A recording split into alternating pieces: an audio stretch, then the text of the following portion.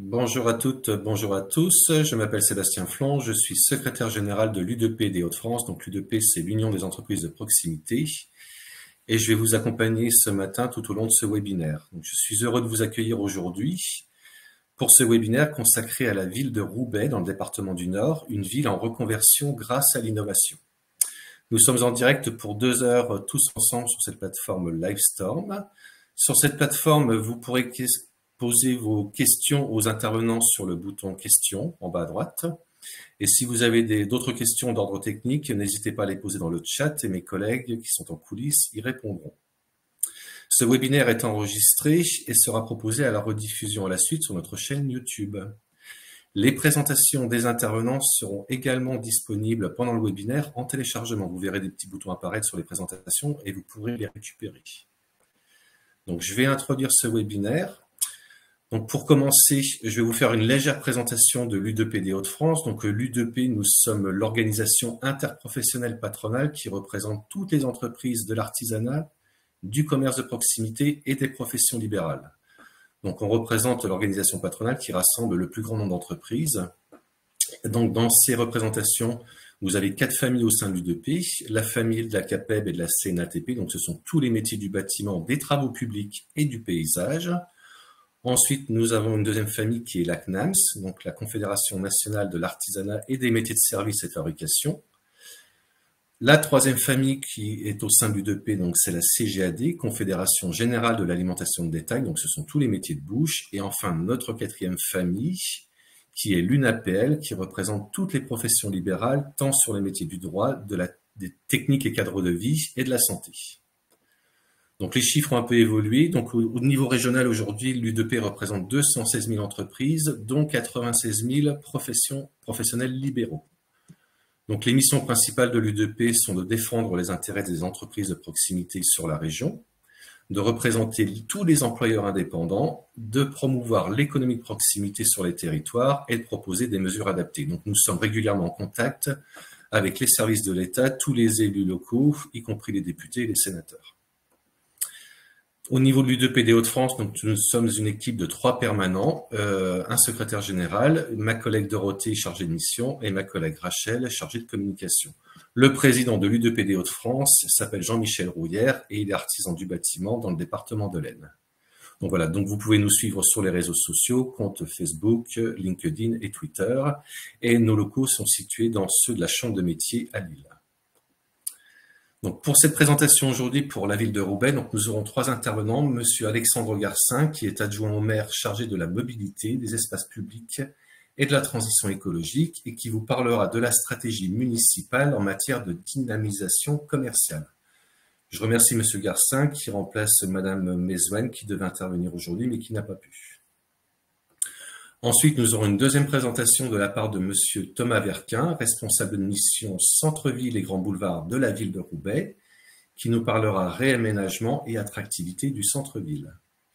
Et enfin, nous terminerons avec toutes les actions opérationnelles menées par la ville de Roubaix, au sein de Roubaix Côté Commerce, Roubaix Shopping. Donc c'est Monsieur Nicolas Mollet, qui est manager de centre-ville, qui nous parlera de ses missions de management de centre-ville et des actions opérationnelles menées par Roubaix. Donc, je vais passer maintenant la parole à Monsieur Garcin, qui va vous parler de la stratégie commerciale de la ville. C'est à vous, Monsieur Garcin. Oui, bonjour. Bonjour à tous.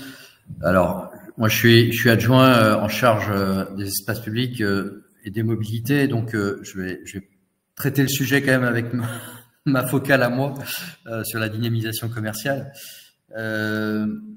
Donc voilà, je vais plutôt vous partager la vision peut-être politique aussi qui est la nôtre, à la fois de ce que nous avons fait, le diagnostic que nous avons pu porter et ce vers quoi nous voulons aller. Roubaix, c'est une ville qui a souffert de la crise industrielle, qui est en reconversion avec une grande partie de la ville qui est en rénovation urbaine notamment. Vous avez en orange différents quartiers ainsi que leur périmètre de rénovation urbaine. les grands quartiers aussi en reconversion dans le cadre d'une SEM qui sont l'Union et la Lénière. Donc, vous le voyez, c'est une grande partie de la ville de Roubaix qui depuis plusieurs années fait l'objet de réflexions, d'études, mais aussi de travaux pour reconvertir des friches et retrouver de l'attractivité. Nous avons été élus en 2014 et réélus en 2020. Et le constat que nous avons porté sur notre centre-ville et sur la dynamique commerciale à Roubaix en 2014, c'était que notre centre-ville était finalement assez difficile d'accès en voiture. Peu de voies y menaient, mais beaucoup en sortaient.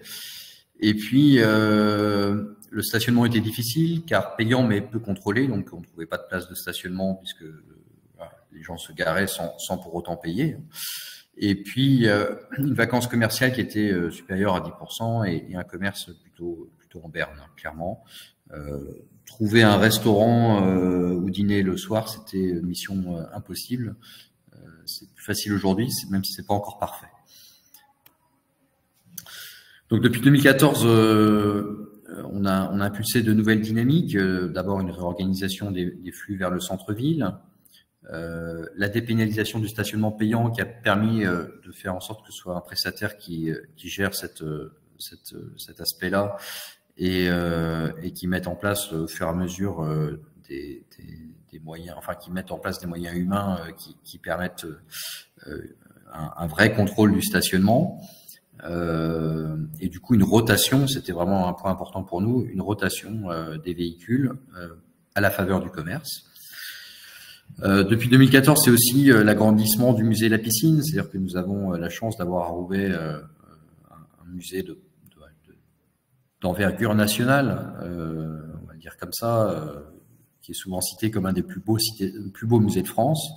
Nous l'avons conforté en créant de nouvelles salles, en agrandissant avec de nouvelles ailes ce musée, qui a réellement un retentissement national et européen. C'est une chance pour un centre-ville que d'avoir une telle locomotive. Et donc, un des enjeux, c'est encore aujourd'hui de faire en sorte que lorsqu'on vient au musée La Piscine, on vienne aussi visiter la ville de Roubaix. Ça a été également, depuis 2014, la réanimation de la Grand Place. On s'était donné en 2014 l'objectif d'avoir un événement tous les 15 jours sur la Grand Place de Roubaix. Vous voyez là en photo un mapping. Voilà, on a régulièrement des périodes pendant lesquelles on fait du mapping sur plusieurs bâtiments de la ville, notamment l'hôtel de ville. Ça participe à une réanimation de la Grand Place, y compris donc le soir. Et donc, bien sûr, encore une fois, au bénéfice des commerçants qui restent ouverts. Et puis, voilà, quelque chose que j'ai porté personnellement, qui est la dynamique zéro déchet, qui a aussi eu un impact sur les commerçants et qui est venu conforter un consommer local, consommer chez mon commerçant de proximité plutôt qu'au supermarché. Et cela, donc, du coup, avec l'appui de la création d'un poste de manager de centre-ville, à savoir Nicolas Mollet, qui est là depuis le début comme manager de centre-ville. Quand on regarde nos dynamiques commerciales à l'échelle de la ville, c'est voilà, un pôle d'influence métropolitaine, communale, enfin métropolitaine, qui est le centre-ville, le cœur de ville de Roubaix, avec le carré rouge au centre. C'est l'avenue Jean Lebas qui y est rattachée, sur lequel se situe le musée La Piscine. C'est MacArthur-Glen qui rayonne même au-delà de la frontière. Et puis c'est aussi l'usine, qui là aussi est un centre commercial du même type que MacArthur-Glen et qui attire de très loin. Et puis on a des rues commerçantes plus locales qui sont plutôt à l'échelle du quartier. La rue de la Noix qui est dans le prolongement de MacArthur-Glen, et puis finalement deux rues Alma et Peul qui sont pas très loin de la gare, et puis plus éloigné, boulevard de Fourny. En pointillé, vous avez le futur tramway qui doit être créé d'ici 2030-2035. Ce tramway viendra reconnecter le cœur de ville, MacArthur-Glen, à l'usine. Et donc là aussi, on vient donner de la cohérence demain à l'ensemble des dynamiques commerciales de la ville, en permettant à ce que les visiteurs de l'un aillent à l'autre, ce qui est déjà un peu le cas, mais qui sera plus facile demain. Alors depuis 2020, on a non seulement un manager de centre-ville pour les commerces, mais on a aussi un chef de projet centre-ville en la personne de Thomas Verquin. Et ce projet de centre-ville, il vient vraiment appuyer encore la dynamique qui avait été imaginée. Il vient porter des projets très concrets qui sont qu'on pourrait résumer comme d'abord par des projets de voirie avec des avenues apaisées autour du centre-ville, avec l'avenue des Nations Unies, l'avenue Jean Lebas, qui doit se transformer à l'horizon plutôt 2026 en une grande promenade pour les habitants et les visiteurs, qui passera devant le musée de la piscine. L'idée, c'est là encore que le visiteur du musée de la piscine aille visiter le centre-ville. Aujourd'hui, ils ne sont qu'un tiers à visiter le centre-ville. Un campus universitaire qui est maintenant bien présent autour de la gare. Un cœur de ville végétalisé, c'est-à-dire que vraiment piétonnisé, où on veut vraiment finalement avoir la place pour le piéton et pas de place pour les voitures, sachant d'autant plus que donc on a notre tramway qui passe ici demain et qui vient se connecter au tramway existant qui vient de Lille. Avec également donc un projet, la maison du Made in France, qui vient encore faire le lien entre MacArthur-Glen et le reste du centre-ville. Alors je disais, je suis adjoint en mobilité et pour moi ce projet de centre-ville, il vient et de dynamisation commerciale, il vient aussi s'appuyer sur une évolution des mobilités qu'on a notamment formalisé dans le cadre du plan de mobilité de la ville. C'est 7 axes, ce plan de mobilité: une ville marchable pour tous, une ville cyclable pour les familles, une circulation automobile apaisée, un stationnement régulé, un centre-ville piétonnisé, une offre de transport en commun renforcée et enfin un transport de marchandises organisé. Et donc je vais vous présenter quelques-uns de ces axes qui ont attrait directement à cette dynamique de centre-ville et de commerce. La ville marchable pour tous. On a voté en 2021 un schéma directeur piéton. Concrètement, ça veut dire quoi? Ça veut dire qu'on a défini des axes sur lesquels on va prioriser nos actions. Et vous voyez que le centre-ville fait l'objet d'une densité assez forte d'axes du coup sur lesquels d'axes prioritaires. Ce schéma directeur piéton, il nous permet vraiment il nous permet dans un premier temps de mener un diagnostic sur l'ensemble des points noirs, ce qu'on appelait des points noirs ou des points gris, qui empêchent la bonne fluidité, la bonne circulation des piétons. Et puis derrière, du coup, de mener des travaux pour supprimer ces points noirs qui peuvent être de plusieurs ordres. Ça peut être des points noirs liés à des problèmes de trottoir, on va dire un trottoir dégradé ou trop petit. Ça peut être des problèmes liés à des coupures liées à la circulation, c'est-à-dire quand on traverse une 2x2 voies, c'est un point noir. Ça peut être aussi des obstacles sur la chaussée, typiquement des obstacles de type poubelle, voire encore il n'y a pas si longtemps, puisqu'on a supprimé tout ce qui était gênant normalement, tout ce qui est panneaux publicitaires. La dynamique, l'autre axe, c'est la ville cyclable pour les familles. Ça, c'est important. Et puis, donc ça s'appuie également sur un schéma directeur cyclable qui est mis en place qui a été voté en 2016 et donc qui est progressivement mis en place à l'échelle de la ville. Ce schéma directeur cyclable, on l'a voulu pour les familles. Et quand on dit pour les familles, en fait, on vise vraiment une ville dans laquelle les familles peuvent faire du vélo en sécurité, les enfants peuvent faire du vélo en sécurité. Ça change complètement la façon d'apprécier la manière de créer des aménagements cyclables.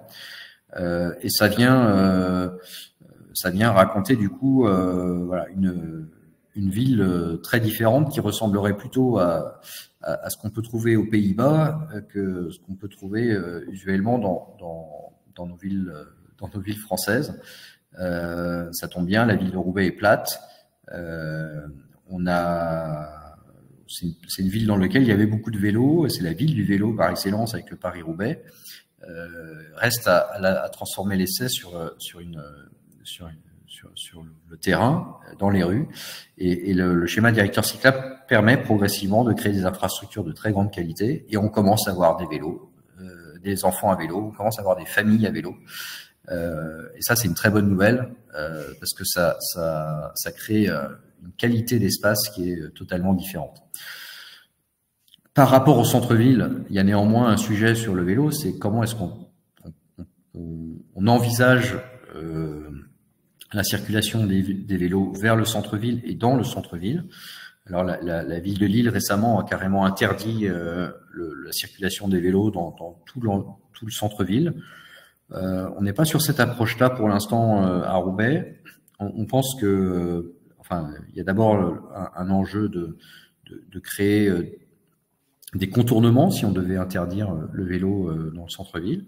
Par contre, on a des zones apaisées, c'est-à-dire qu'on voilà, forcément, quand on est dans une rue piétonne, on ne circule pas à pleine vitesse, on est plutôt dans une circulation au pas ou à faible vitesse. Et d'ailleurs, toutes les trottinettes électriques et vélos électriques qu'on a pu mettre en place en libre service sont ralentis dans la zone centre-ville à 8 km/h. Voilà. Donc on permet aux vélos de circuler, mais de façon apaisée. Et ce qui est important aussi, c'est que y compris dans le centre-ville, on ait un endroit où les vélos puissent circuler, qui soit bien identifié.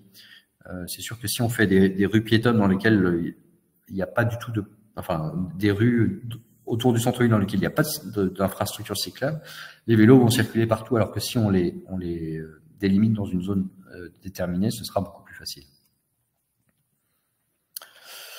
Troisième point, une circulation automobile apaisée. Alors ça passe par des choses assez radicales, qui sont par exemple la suppression progressive des 2 fois 2 voies. Donc de 2020 à 2026, et encore je pense qu'en 2026 on ira au-delà de ce qui était prévu. On supprime progressivement toutes les 2 fois 2 voies. On passe également en zone 30 progressivement toute la ville de Roubaix en laissant quelques axes à 50 km/h. Voilà, cette circulation automobile apaisée, elle participe aussi à un environnement, à une slow town, à une ville plus lente, qui je pense est aussi un point important pour créer une attractivité, une dynamique commerciale. C'est enfin un stationnement régulé. On a la chance d'avoir des grands parkings, notamment des parkings métropolitains en pourtour du centre-ville. Et donc, je l'ai dit tout à l'heure, hein, on a un stationnement qui est payant en voirie. On a commencé à supprimer des places de stationnement dans l'hypercentre pour permettre la piétonisation. Et on s'appuie en parallèle donc sur ces grands parkings métropolitains pour amener les voitures à aller plutôt dans ces parkings-là et laisser ensuite la possibilité aux piétons de traverser en toute sérénité le centre-ville. Voilà, donc concrètement, hein, le centre-ville piétonisé, mais Thomas Verquet en parlera, c'est vraiment ce cœur de ville qui devient piéton. Alors un autre diagnostic qu'on a pu faire sur notre centre-ville et sur le rapport de notre centre-ville au reste de la ville, c'est que finalement on avait beaucoup d'axes dans la ville qui étaient qui ramenaient vers le centre-ville, qui étaient de faible qualité en termes d'espace public, en termes de cheminement pour les piétons, les vélos, mais même pour les voitures. Et donc là en noir, vous avez les principaux axes rentrants qu'on qu'on avait identifié vers le centre-ville. Et vous allez voir ici en couleur l'état aujourd'hui de ces principaux axes vers le centre. C'est-à-dire qu'on a fait un travail sur l'hypercentre, mais quand on regarde avec une loupe extérieure, un zoom extérieur, on s'aperçoit que finalement la plupart des axes qui rentrent vers le centre ne sont pas de très très bonne qualité. Donc en rouge les dégradés, en orange ceux qui sont moyens on va dire, et en vert ceux qui sont plutôt qualitatifs.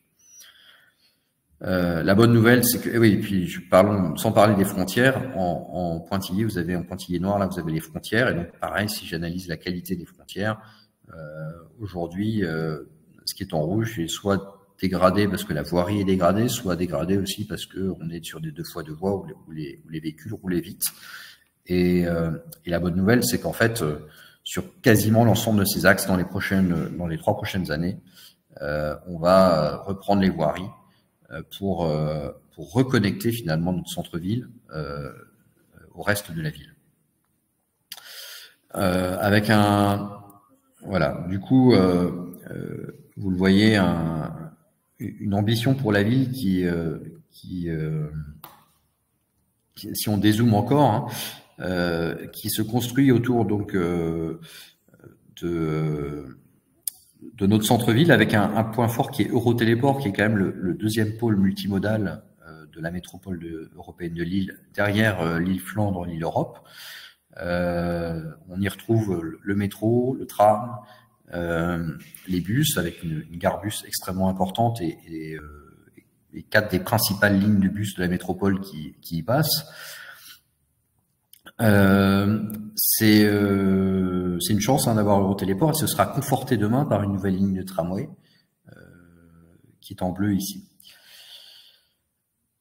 Ce centre-ville, finalement, pour un peu qu'on le reconnecte au reste de la ville, il est tout près du quartier en rénovation urbaine de l'Epeul, du quartier en rénovation urbaine de l'Alma, du Cul-de-Four qui fait partie d'un plan partenarial d'aménagement prioritaire, du canal de Roubaix qui demain est notre nouveau parc naturel urbain qui traverse la ville. Et donc il est aussi tout près du Pile qui est aussi en rénovation urbaine, des Trois Ponts qui est en rénovation urbaine, qui sera traversé par le tram. Donc on a sans doute là, on le voit d'un point de vue géographique, quand je parle de reconnecter notre centre-ville au reste de la ville, on a clairement sans doute le pivot qui permet de faire en sorte que tout le reste tout le reste de la ville soit sur une bonne dynamique. En s'appuyant sur un centre névralgique qui est Eurotéléport et sur la gare de Roubaix, qui verra en 2040 le RER métropolitain toutes les 10 minutes vers Lille et d'autres grandes villes de la région, on voit qu'on a tous les atouts pour transformer l'essai. Et quand je vous parle de reconnecter, j'aime présenter cette image radicale, puisque c'est ce qu'on a mis en œuvre depuis septembre. C'est à ma connaissance le projet d'urbanisme tactique, enfin de design actif le plus percutant qui ait été réalisé jusqu'ici en France. Et on voit des choses comme ça en Italie, au Canada, dans d'autres pays d'Europe. Mais en France, moi, j'ai pas trouvé quelque chose d'aussi percutant. Et donc là, on a traversé une 2x2 voies, une ancienne 2x2 voies, par finalement une nouvelle 2x2 voies ou 4x2 de piétons. C'est un cas d'école, comme me l'a dit une association en charge du vélo et de la marche sur la région. C'est un cas d'école parce qu'aujourd'hui, les piétons qui sortent de MacArthur-Glen en bas remontent les bandes colorées jusqu'à traverser cette ancienne 2x2 voies. Et on est là à Eurotéléport et on a reconnecté en fait juste avec de la couleur, on a reconnecté plusieurs morceaux de la ville avec juste de la couleur. Voilà. Je laisse la parole à mon collègue Thomas Verquin. Alors sinon, j'ai peut-être droit à quelques questions, je crois. C'est ça. Alors, il n'y a pas de questions, Alexandre. Par contre, moi, j'en ai deux, si vous permettez. Merci pour cette présentation. Donc, Roubaix a fait un gros travail sur tout ce qui est mobilité douce. accès piétonnier, vélo, etc. Moi, j'ai une question par rapport aux artisans commerçants. Comment ils l'ont accueilli, comment ils le vivent aujourd'hui, et est-ce que ça a augmenté finalement leur fréquentation et leur chiffre d'affaires, le fait que les gens puissent facilement accéder de façon piétonnière ou en vélo dans leur commerce? Ou est-ce que c'est positif ou négatif pour eux du coup? Alors, je suis pas capable. Enfin, pour moi, enfin là, les couleurs que je viens de vous montrer, ça date du mois de septembre. C'est quelque chose qu'on a présenté dans le cadre de réunions de concertation qu'on a pu présenter aux commerçants qui n'ont pas marqué d'opposition par rapport à ça. La piétonisation, c'est pareil. Pour autant, on va lancer une évaluation, mais c'est Thomas qui va y répondre. Peut-être que Nicolas aura quelques mots de ses retours récents auprès des commerces, mais on va lancer une évaluation plus précise dans les prochains mois pour savoir effectivement quel est l'impact de la piétonisation et de ces différentes mesures en faveur des mobilités douces. Ils ont été consultés lors des projets en amont? Oui, tout à fait. Tout à fait, ouais. D'accord. Et moi, j'avais une petite question, c'est de la curiosité technique. Vous avez dit tout à l'heure qu'au centre-ville, les vélos électriques et les trottinettes étaient ralentis à 8 km par heure. C'est automatique ou vous devez pas dépasser cette vitesse? Alors, sur les vélos en libre service et trottinettes en libre service, oui, c'est automatique. D'accord. Donc le vélo, il sait dans quelle zone il est, il ralentit automatiquement. Ouais. Alors bien sûr, ça n'empêche pas les vélos individuels qui peuvent avoir d'autres attitudes, mais voilà, ça marque quand même un changement dans l'espace public quand les autres se ralentissent. Pas d'autres questions de ma part, pas d'autres questions des participants, juste une petite félicitation de la part de Sylvie qui dit que votre présentation est très intéressante. Merci Sylvie. Donc du coup, maintenant je passe la parole à Thomas. Thomas, donc, qui va nous parler de réaménagement et d'attractivité du centre-ville. Très bien. Bonjour à tous et à toutes. Je vais attendre que le PowerPoint se mette en place. Voilà. Donc voilà, je me présente, Thomas Verquin, je suis urbaniste. Et donc je travaille à la ville de Roubaix depuis 2 ans maintenant, 2 ans et demi maintenant, où j'ai eu pour mission donc les aménagements sur le centre-ville. Alors, d'abord, quelques éléments de contexte. C'est que, je pense qu'Alexandre Garcin l'a déjà dit, mais je vais appuyer là-dessus. On est sur un cœur de ville qui a des atouts très importants que beaucoup d'autres villes en France aimeraient avoir. Alexandre Garcin a parlé du musée La Piscine. On a aussi un patrimoine architectural qui est d'une qualité incroyable, qui date de l'époque industrielle, pendant laquelle on pourrait dire que l'argent coulait à flot presque. Et donc on a des industriels qui ont construit des bâtiments extraordinaires. On a le Colisée, qui est une salle de spectacle de grande qualité, qui attire des spectateurs de toute la métropole lilloise. On a le Paris-Roubaix, bien sûr. On a beaucoup d'autres salles de concert. On a un métro, on a un tram, on a une gare. On a aussi des universités qui sont reconnues. On a aussi MacArthur-Hulen. Le musée, il attire à peu près 250 000 visiteurs par an. C'est quand même pas mal. Et on a MacArthur-Hulen qui attire des clients depuis la Belgique, et des clients qui sont plutôt fortunés. Malgré tous ces atouts, on a un commerce de centre-ville qui a peiné, qui s'est affaibli fortement dans les années 2000. Ceci alors que les clients étaient, on va dire, presque à leur porte. Et donc l'objectif de la redynamisation du centre-ville, elle pousse deux grands objectifs. D'une part, améliorer le cadre de vie des habitants, ceux qui vivent là, et ensuite améliorer l'expérience des visiteurs. Les visiteurs, c'est les touristes, c'est les clients, mais c'est aussi les salariés, puisque c'est vrai qu'il y a plus de 30 000 emplois juste sur cette ville de Roubaix qui garde de très belles entreprises, à commencer notamment par OVH. Et si on améliore la qualité de l'expérience ou du vécu de tous ces acteurs, nécessairement, ça va participer à l'attractivité et à l'activité commerciale. Quels sont les moyens? Ici, il y a un schéma qui est à droite, sur lequel tout en haut, on voit Campus Gare, hein. Campus Gare, c'est quoi? Bah, c'est en fait, c'est un nouveau quartier qui a émergé, autour de la gare, de Roubaix, où dans laquelle, on trouve à peu près 5 000 étudiants quand même, ce qui est considérable. Si on descend, très légèrement, on passe par, le musée La Piscine, le long de l'avenue Lebas, qui est une avenue de 700 mètres de long, de un peu plus de, enfin, de presque 40 mètres de large, avec des bâtiments assez hétérogènes, assez éclectiques, qui sont aussi de grande qualité. Ensuite, on arrive à la Grand Place de la mairie, et ensuite, on avance, Grand Rue, Place de la Liberté, vers McArthur-Glen. Et en fait, si ce fil apparaît assez logique, apparaît comme une continuité, justement, le problème, les difficultés identifiées, c'est que on a des ruptures. On a un territoire qui, en réalité, est segmenté. Par exemple, devant Campus Gare, il y a un rond-point matérialisé ici par le petit rond. Et ce rond-point, bah, en fait, il ne contribue pas forcément à inciter les étudiants à aller vers l'avenue Lebas.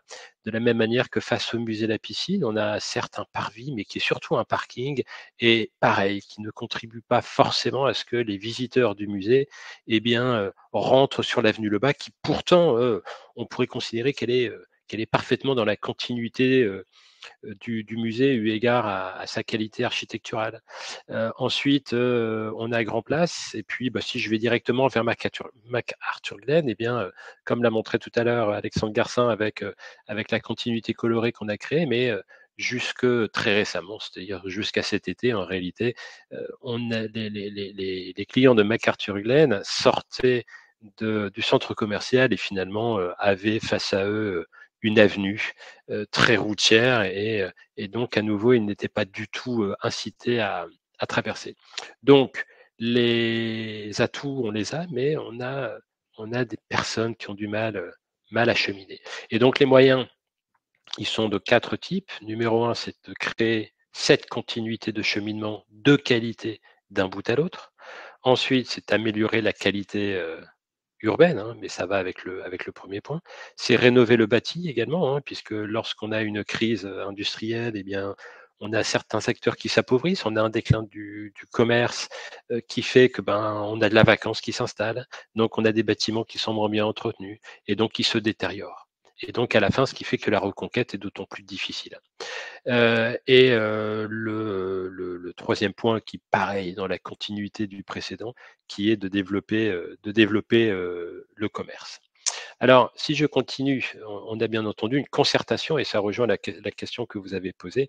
On a une concertation importante qui a été mise en place, hein, qui a eu lieu l'année dernière, où on a évoqué tous ces sujets, la végétalisation, la piétonisation. On leur a à la fois, à la fois interrogés sur ces difficultés, mais aussi sur les solutions qu'on envisageait. Et on a mis le paquet pour cette concertation, qui était importante pour nous. Parce que dans cette concertation, il y a 2 éléments. Il y a d'abord informer les habitants de notre volonté, de la volonté de la ville. Alors certes, elle était déjà passée devant eux en tant que citoyens électeurs, hein, mais il était quand même bon de les réinformer, de dire: «Bah, voilà, ça y est, on va vraiment engager des modifications importantes», et aussi les consulter, comme je disais, pour co-construire. Donc il y a eu un questionnaire qui a circulé, 950 réponses, ce qui est, selon mon expérience, énorme.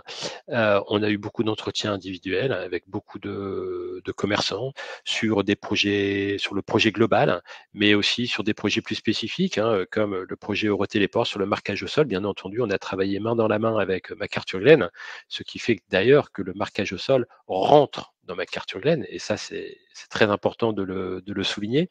On a bien sûr abordé ce sujet avec les restaurateurs. On a fait travailler des étudiants, les étudiants de l'ESSAT, qui est une école d'art, qui est en fait dans le centre-ville, avenue des Nations Unies, mais qui est vraiment dans le centre-ville, où on les a fait travailler en atelier avec leurs enseignants.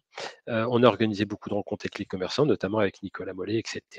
Et d'ailleurs, on continue cette concertation. Et comme on le disait tout à l'heure, on va évaluer. Il fallait quand même un petit peu de temps pour évaluer l'impact de d'Eurotéléport, l'impact de la piétonisation, parce que bon, pour évaluer, il faut quand même avoir un petit peu de recul, mais en tout cas, on va commencer ça la semaine prochaine ou la semaine suivante pour dire voilà, on a changé. Maintenant, qu'est-ce que ça change pour vous? Qu'est-ce que ça impacte? Ok.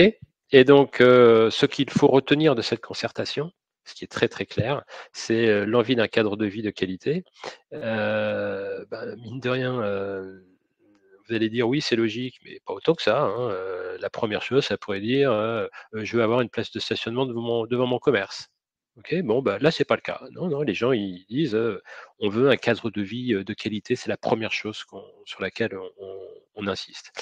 Le deuxième point à droite, c'est l'envie de nature. Là, je pense que ce qui impacte très fortement, bien sûr, c'est les changements climatiques que les habitants ou les commerçants constatent. Donc, il y a très clairement cette inquiétude. Mais après, il n'y a pas que ça, puisqu'on leur a monté quelques images de référence pour qu'ils se positionnent.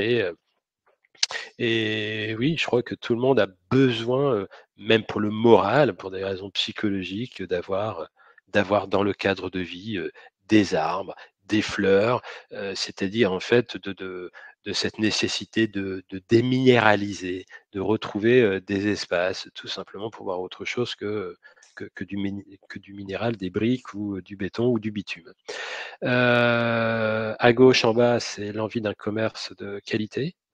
On sait bien que si le commerce à Roubaix, comme partout en France, a souffert, c'est notamment parce que on a développé, quand je dis on, c'est volontaire, c'est que nous avons développé des centres commerciaux en périphérie, en veux-tu, en voilà, et que les habitants, comme tout le monde, ont fait comme nous tous, ils ont pris leur voiture et ils sont allés dans les centres commerciaux périphériques faire leurs courses. Eh bien, ce que les personnes qui ont répondu au questionnaire nous disent, c'est qu'ils ont envie d'un commerce de qualité, mais j'aurais dû le préciser ici, d'un commerce local de qualité. Et ça, je pense que c'est un élément clé, parce que si on approfondit ce qui a été dit, c'est que les personnes ont envie de se déplacer à pied pour faire leurs courses, plutôt que de prendre leur voiture et leur caddie pour faire les grosses courses une fois par semaine. Et puis ensuite, de la part des commerces, ce qu'on a noté, c'est l'envie d'occuper l'espace public. Très clairement, on a des commerces qui veulent sortir un peu de leur local, avoir des possibilités d'étendre leur terrasse, etc. Ok, et ça, c'est aussi important.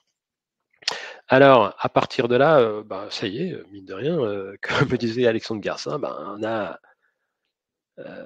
on a pu réaliser un certain nombre de choses, et franchement, entre nous, c'est un soulagement, puisqu'on sait bien que la vie, c'est compliqué. Les acteurs pensent des choses différentes. Chacun a son avis, chacun voit, le développement de la ville selon ses objectifs individuels. La première chose qui a été réalisée, c'est l'installation de bornes escamotables pour la piétonisation. Pour l'instant, on a un périmètre qui n'est pas très important, mais quand même. On a pu piétoniser un secteur qui, on voit en fait, ici, c'est le secteur autour du contour Saint-Martin, la rue du Vieux-Abreuvoir, la rue du Curé, la rue Nain. En fait, ce sont des espaces qui, jusqu'il y a 1 an et demi, étaient des espaces où beaucoup de voitures passaient, où beaucoup de voitures étaient stationnées.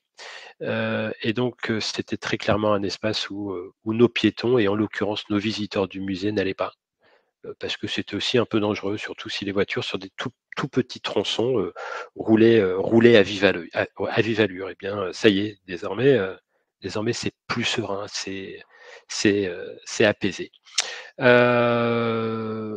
Et alors, comme on le disait tout à l'heure sur l'évaluation, c'est encore tôt pour savoir. On sait que, et d'ailleurs les commerçants nous le disaient, les voitures roulent trop vite, il y a trop de voitures, on a un paysage qui est de faible qualité. Ok, donc la certitude, c'est que ça fait fuir les commerçants. Aujourd'hui, on améliore la qualité et c'est vrai que lorsqu'on passe sur cette rue du Vieil-Abreuvoir et encore plus rue du Curé derrière, on se dit waouh, quel changement incroyable. Bon, maintenant, il faut aussi le temps que les habitants, que les visiteurs du musée, qu'il y ait le bouche à oreille et que les gens prennent conscience ou sachent que ça a changé. Ça prend forcément un peu de temps. Le deuxième point, c'est la végétalisation. On a réalisé une première phase en 2023. Alors, en l'occurrence, ici, hein, la photo qui est mise, on a des bacs Corten avec des arbustes. Sur tous les autres secteurs, en fait, ce sont des arbustes pleine terre. C'est important de noter ça parce qu'aujourd'hui, on veut limiter l'impact de nos aménagements sur la ressource en eau.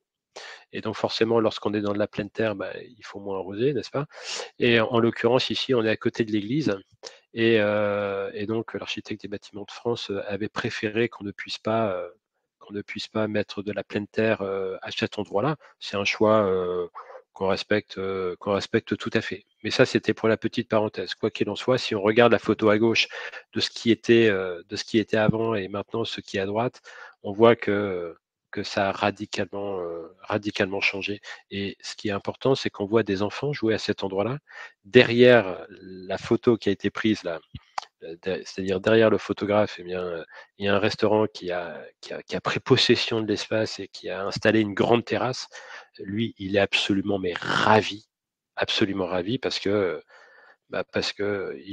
finalement, il est dans l'un des plus beaux endroits de Roubaix aujourd'hui, alors qu'il y a 2 ans, c'était un endroit vraiment très qualitatif. Le troisième point, mais Alexandre Garcin en a parlé, c'est la continuité piétonne entre Eurotéléport. Alors, je retourne là sur mon graphique, là, hein. Vous voyez cette continuité. On est à la sortie de McArthur-Glen. On avait une rupture urbaine jusqu'à il y a peu, hein, parce que dans la partie basse, on a McArthur-Glen. Lorsque le visiteur sortait, eh ben, il y avait toutes ces voitures qui passaient. Alors, cette vue drone a été prise un matin tôt, ce qui fait qu'on ne voit pas du tout de circulation, mais n'empêche qu'il y avait des voitures qui passaient. Et donc, il y avait cette rupture visuelle. Ok, cet espace qui n'est pas pour nous, qui n'est pas pour le piéton, mais qui n'est donc aussi pas pour le visiteur. Eh bien, comme on le voit tout en bas, hein, cette continuité piétonne, grâce au travail réalisé avec le directeur de McArthur-Glen, elle rentre directement dans le centre commercial. Et donc là, on voit une allée très clairement qui s'offre, un cheminement, c'est allez-y, rentrez dans la ville, puisque dans la partie en haut à gauche de la photo, nous avons la place de la Liberté. Et pareil, cette continuité visuelle, elle rentre également un peu dans la place de la Liberté. Et c'est vraiment un espace stratégique parce qu'il était peu qualitatif, il était très voiture, et aujourd'hui, on a aussi très clairement, à côté de la question de l'urbanisme tactique, on a aussi une opération, on peut se dire d'une certaine manière, de marketing aussi territorial, hein. C'est-à-dire qu'on a presque aussi ici un produit d'appel, on pourrait dire d'une certaine manière.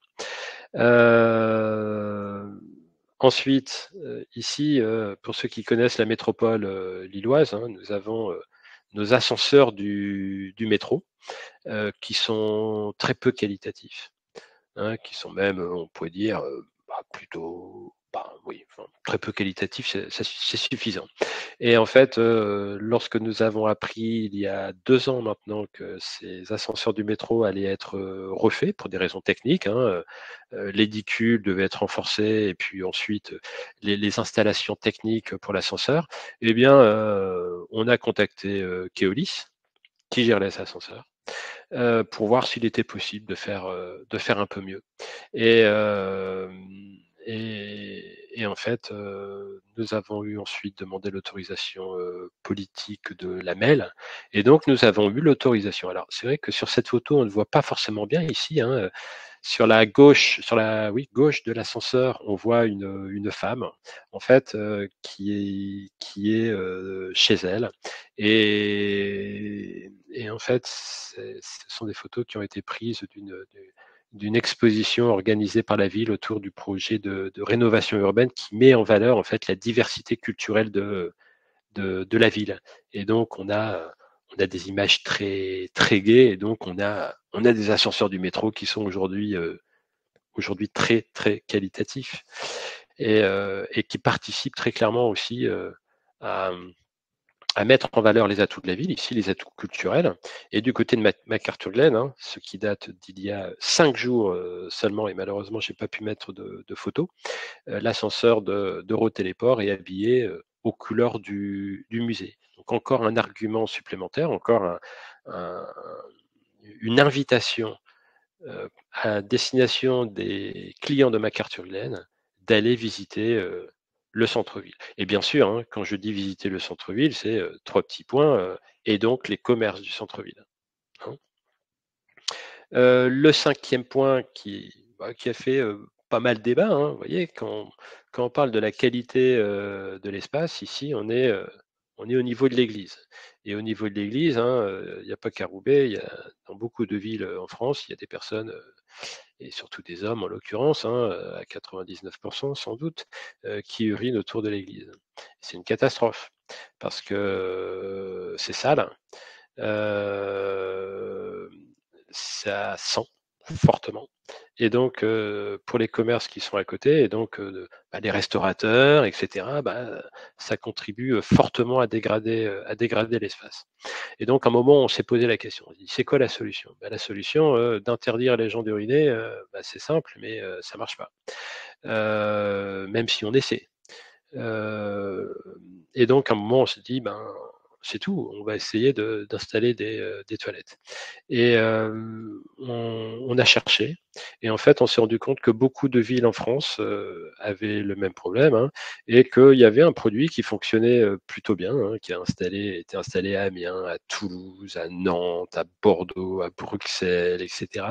Donc, ce sont des urinoirs de trottoir, tel qu'on le voit ici, qui est raccordé au réseau d'assainissement. Qui profite, on voit, hein, d'un petit bac végétalisé et qui passe assez bien dans l'espace public. Alors certains nous disent oui, mais comment est-ce que vous pouvez poser un urinoir là? On peut répondre bah oui, mais comment peut-on accepter que des gens urinent n'importe où, ce qui abîme d'ailleurs tout ce qui est en métal, etc., etc. Et donc, mine de rien, il passe bien dans le paysage. Et puis sur ce secteur-là, ça sent un peu moins quand même. Et donc c'est pas mal. Si je continue ici, c'est quels sont les aménagements à venir? Ici, on a le réaménagement de l'avenue Lebas. C'est un groupement de commandes avec la MEL, la métropole européenne de Lille. Les études vont être lancées à partir sans doute début 2024. On a une équipe d'architectes, urbanistes, paysagistes qui va être recrutée. Hein. C'est l'avenue dont je parle, hein, puisque c'est sur cette avenue qui relie la gare à la mairie de Roubaix qu'on trouve le musée et la piscine. Et donc, cette avenue, aujourd'hui, elle est très, très routière. Et très clairement, notre objectif, c'est de faire en sorte que ça devienne une grande promenade. Sans supprimer la voirie, mais disons en redonnant à la voiture une place, sa place. Et en donnant aux piétons et aux vélos une place également. Ok, c'est ce qu'on appelle finalement le juste partage de l'espace public. Et en l'occurrence, qui permettra aux visiteurs du musée de se dire, voilà, je sors du musée et je suis dans un espace qui est pour moi. Et donc, je vais cheminer soit jusque la Grand Place, etc. etc. Deuxième élément, dans beaucoup de villes, hein, et surtout à Roubaix, on a des avenues qui sont très très larges. Ici, on a l'avenue des Nations Unies, qui est assez curieuse puisqu'elle avait une 2 fois 2 voies, plus, hein, j'insiste sur ce plus, 7 contre-allées ici. Et cette contre-allée qui est un parking, qui est une voie de stationnement. Le bâtiment qui est à droite, c'est une université importante, c'est celle dont je parlais tout à l'heure, l'ESAT. Et la 2 fois 2 voies sur la voie de la partie centrale, on est passé à 2 fois 1 voie, plus la création de stationnement. Et la 7 contre-allée, on va pouvoir la réaménager. Et c'est important parce qu'il y a des étudiants qui y vivent. Et aujourd'hui, ces étudiants, ils n'ont aucune envie de sortir. Déjà parce que c'est dangereux, il y a des voitures qui roulent à toute allure. Et c'est très clairement, on n'est pas sur un espace propice à l'installation, à la promenade. Donc on va requalifier cet espace, d'accord, pour que les étudiants, tous ces milliers d'étudiants qui sont chez nous, puissent prendre possession de l'espace public. Et donc prendre le temps peut-être d'acheter un sandwich et de manger sur cet espace. Ça contribuera du coup à le rendre plus sécure pour les personnes qui passent par là, les habitants, les salariés, les visiteurs du musée ou je ne sais quoi encore. Et donc voilà, de créer une dynamique plus propice toujours à la promenade et qui sait ensuite au commerce. Donc ça, c'est quelque chose qui va avoir lieu début 2024. Il y a les études qui sont en cours et là, en l'occurrence, on va faire de l'urbanisme transitoire, urbanisme tactique, c'est-à-dire qu'on va faire beaucoup avec avec très peu de moyens financiers parce qu'on ne les a pas, mais en tout cas suffisamment pour changer de manière radicale l'espace. Et troisième point, hein, c'est celui dont a parlé Alexandre Garcin tout à l'heure. On a ici en partie bleu ce centre-ville et ce centre-ville, il faut qu'on l'ouvre. Il faut qu'on l'ouvre encore davantage. Il faut qu'on l'ouvre vers le pôle image qui est au nord ouest sur cette carte. Il faut qu'on relie aussi vers le parc des sports. Hein, là où arrive le Paris-Roubaix, c'est indispensable. Il faut qu'on l'ouvre également vers le canal sur la droite, hein, puisqu'on a un canal qui est magnifique, hein, qui est un véritable poumon vert dans la rue, dans la ville. Lorsqu'on est sur le canal, on a vraiment l'impression d'être, on a le sentiment d'être ailleurs, et donc c'est bien de relier tous ces atouts, etc. Voilà pour cette présentation. Donc j'ai fait en 23 minutes 45, ce qui me semble correspondre aux objectifs. Voilà. C'est parfait, Thomas. Merci beaucoup, Thomas. Il y a une petite question de Sylvie. Alors, je vais essayer de la traduire parce que j'ai pas forcément compris ta question, Sylvie. C'est par rapport à la concertation que vous avez menée. Elle demande si les questions étaient dirigées, donc des questions fermées, ou si c'était des questions ouvertes. Et est-ce que le questionnaire qui a été préparé pour cette concertation, est-ce que lui-même résultait de plusieurs réunions de travail en amont? Alors, donc, concernant la préparation, on a demandé, on a demandé à un cabinet spécialisé de travailler avec nous. Donc ça, c'était important, c'est-à-dire qu'on n'a pas fait que maison, mais voilà, on a travaillé avec un cabinet qui est rodé à tout cela et qui était d'ailleurs très exigeant avec nous, hein. C'est-à-dire, il nous demandait attention. Ça doit être une véritable concertation, ce dont nous ne doutions pas, mais n'empêche qu'ils étaient là justement pour faire en sorte qu'il en ressorte vraiment des propositions et que la ville ne fasse pas seulement une information. Donc ça, oui, on a bien préparé ce questionnaire en amont avec les élus, avec les techniciens. Parce que très clairement, il y avait des éléments sur lesquels on savait où est-ce qu'on voulait aller, hein, c'est-à-dire réduire la place de la voiture. Là-dessus, on ne tergiversait pas, hein, c'était très très clair. Maintenant, le comment, oui, des moments, bien sûr, on avait des doutes et on a été très content d'avoir des réponses. Maintenant, donc, est-ce que c'était dirigé? Si je vais prendre le cas de la végétalisation, par exemple, on va montrer comment est-ce qu'on a procédé. On a montré différentes images. On a montré des images de référence. On a montré par exemple des images où au milieu sur une rue, il n'y a pas du tout de stationnement et il y a des bacs, il y a des terrasses, voilà, des terrasses à la place du stationnement et beaucoup de végétation. On a montré d'autres espaces où il y a encore un peu de voitures et des bacs végétalisés, etc. Donc on a tant que possible, en fait, donné la possibilité aux habitants de s'exprimer. Et on avait des questions, effectivement, où il fallait choisir, donc fermer, mais on avait aussi possibilité de rajouter des choses, donc de façon ouverte. Oui. Très bien. Et cette concertation, ces résultats, ils sont disponibles sur le site de la ville de Roubaix? Oui, il y a un article qui a été... il y a un article qui a été diffusé dans le journal et qui est disponible effectivement sur le site. Oui. Ça a dû être diffusé en mars dernier. Moi, j'ai une autre question personnelle. vous avez parlé beaucoup de sécurité, moins de voitures, moins de circulation, que les étudiants avaient peur. Enfin, voilà. Donc du coup, est-ce que ce moins de circulation, moins de voitures en ville, du coup, est-ce que ça fait baisser les accidents matériels et corporels? Vous le constatez, ça? Vous n'avez pas encore les chiffres, peut-être? Alors, le travail qu'on mène est quand même un travail de longue haleine. Ouais, ce que je peux dire, par exemple, alors même si la période 2020 est pas la plus représentative, mais par exemple sur la période 2014 à 2018, on a eu sur 4 ans, on a eu 13 accidents graves, enfin 13 accidents mortels, pardon, à Roubaix. Sur la période 2019 à 2022, on est à 7 accidents mortels. Voilà. Donc, l'objectif, c'est bien 0 accident mortel. Et voilà, je touche du bois pour l'instant. On est plutôt dans cette direction-là, même si on a à déplorer de temps en temps des catastrophes humaines. Hein. D'accord. Et en l'occurrence, Nations Unies a très clairement l'objectif de réduire la vitesse et de supprimer cet effet presque d'autoroute qu'on avait précédemment. La 2 fois 2 voies en ville, c'est une incitation à la vitesse. Donc voilà, on supprime les 2 fois 2 voies. On en avait parlé ensemble, Thomas, un petit peu, parce que là, on a parlé pas mal de mobilité, d'aménagement urbain, mais sur la politique de la ville, sur la réhabilitation du patrimoine bâti. Tout à fait. C'est vrai que j'ai oublié cet aspect.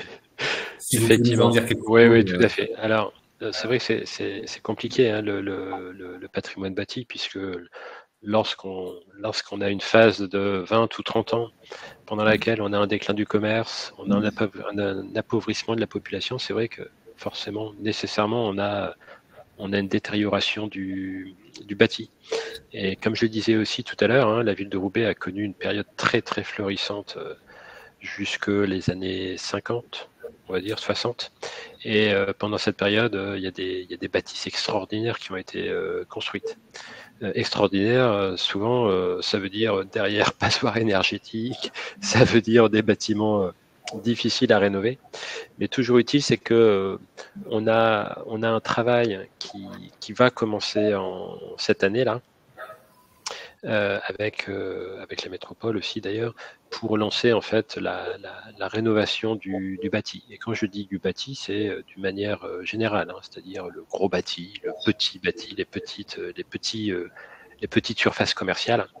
Donc on a un diagnostic qui commence, et derrière en fait un mode opératoire qui va être choisi pour accélérer la cadence, mais c'est compliqué parce que, bien entendu, si vous voulez rénover un commerce ou un bâtiment dans sa totalité, il faut l'acheter et il faut le rénover et ensuite il faut le revendre. L'acheter, c'est pas forcément simple.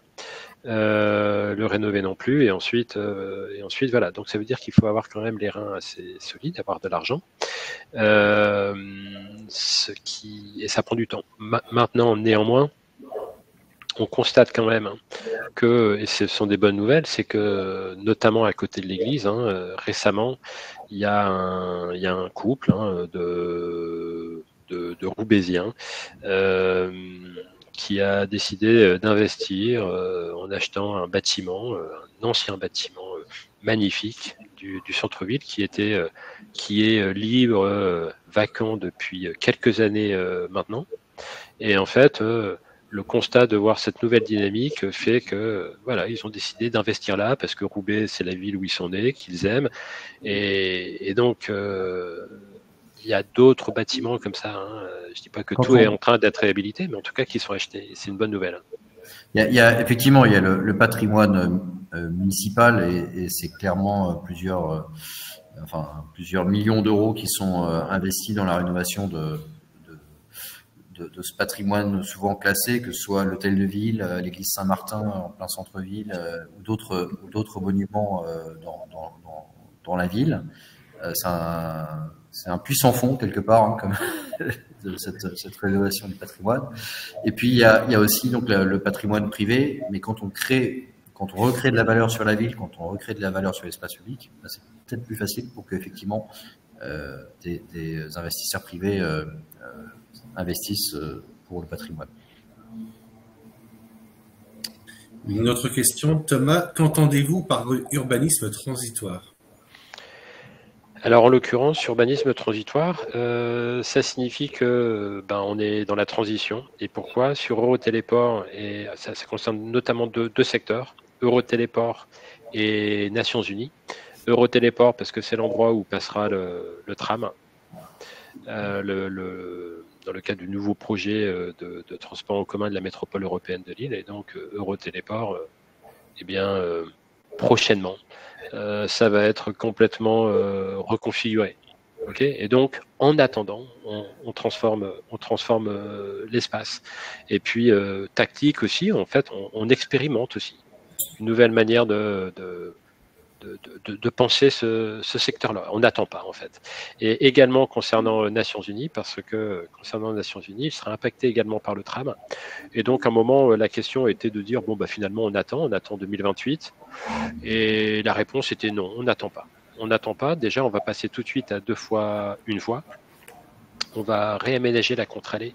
Et comme je disais, avec très peu de moyens financiers, c'est normal, parce que les moyens financiers, ils seront affectés dans 4-5 ans à peu près.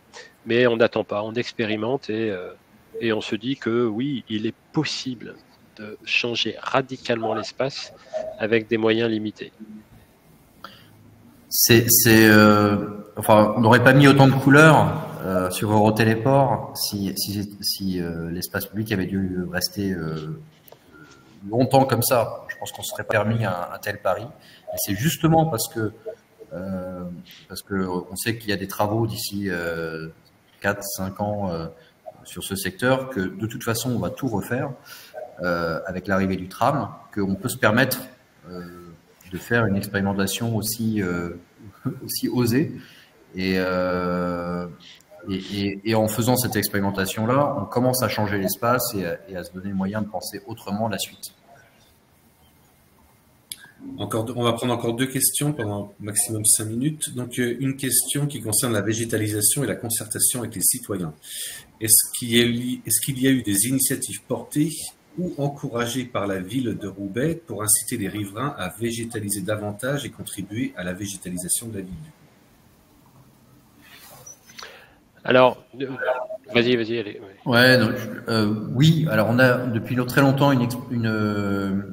ce qu'on appelle les totems verts, c'est-à-dire qu'on permet aux habitants de mettre une plante grimpante devant leur maison, parce qu'effectivement, dans une ville où il n'y a pas beaucoup d'espace vert et dans lesquels les rues sont pas forcément très végétalisées, c'est une bonne façon de végétaliser les façades et la rue. Donc il y a ça. Je pense qu'on aurait un pas supplémentaire à franchir si on pouvait encourager tous les propriétaires de parkings privés à arborer leur parking. Ça, c'est pour l'avenir. Encore sur l'aspect végétalisation, mais là lié aux aires de stationnement, avez-vous envisagé de proposer des parkings verts, entre guillemets, genre dalles de drainage, végétalisation, ombrières naturelles, suppression de bitume, donc désimperméabilisation des sols? Alors ça, c'est prévu. Enfin, c'est prévu. Ça a été fait là récemment sur un parking en plein centre-ville. On a fait effectivement une infiltration naturelle des eaux et on a fortement végétalisé, arboré ce parking. Donc voilà, on s'améliore tout le temps, mais effectivement c'est quelque chose qu'on porte. Ouais. Vous vouliez compléter, Thomas? Non, mais c'est bien. Donc c'est clair. Oui. Avant de passer à Nicolas, du coup, pour répondre à une question, donc est-ce que l'ensemble des documents présentés seront accessibles? Donc, vous pouvez télécharger les présentations pendant qu'elles apparaissent à l'écran. Normalement, il y a un petit bouton qui apparaît. Sinon, mes collègues vont donner mon adresse courriel direct dans le chat. Vous m'envoyez un petit courriel et moi, du coup, je vous enverrai les présentations des intervenants, bien sûr, avec votre accord, monsieur. Et que chacun, bien sûr, n'hésite pas à venir voir sur place à Roubaix Oui, c'est encore mieux. cette ville magnifique et cette transformation. Voilà, si vous êtes d'accord, Nicolas, peut-être que on peut également donner votre adresse mail dans le chat. Oui, sans souci, bien sûr. Du coup, Nicolas, je vous passe la parole. Donc, vous allez nous présenter vos missions de management de centre-ville et puis également toutes les actions opérationnelles que vous menez depuis 2014. Bien, merci, bonjour à toutes et à tous. Je suis donc manager de centre-ville sur la ville de Roubaix et en introduction, je pense qu'on a une petite vidéo qui pourra vous présenter globalement le contexte du commerce sur le centre-ville de Roubaix. Bienvenue à Roubaix, je suis Chloé, commerçante sur Roubaix. Mon entreprise s'appelle Mon Nuage, elle est située en centre-ville, avenue Jean Lebas.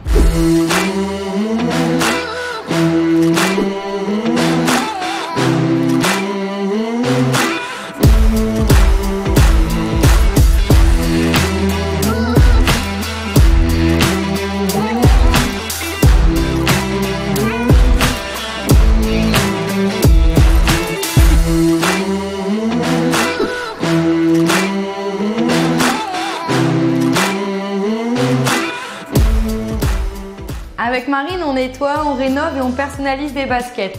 Pour nous, l'emplacement de la boutique sur la métropole lilloise était primordial. On cherchait une ville avec un potentiel, une activité économique stimulante et un loyer modéré, et c'est vrai que c'était Roubaix qui répondait le plus à nos critères. Tout d'abord, un environnement unique lié à la mode, l'innovation, la création et la politique zéro déchet de la ville. On sent une réelle effervescence autour de tout cela sur la ville de Roubaix. Le commerce à Roubaix, c'est toute une histoire. L'origine des outlet centers a commencé à Roubaix, comme ici à l'usine.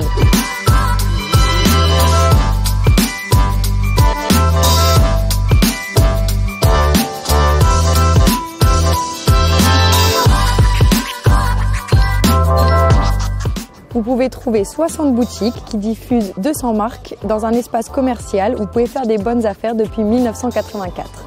Et vous avez MacArthur Glen, un autre lieu dédié aux bonnes affaires, qui draine des clients venus de très loin. C'est un regroupement de 70 boutiques, comme par exemple IKKS, Salmon, Lacoste et des grands espaces de restauration.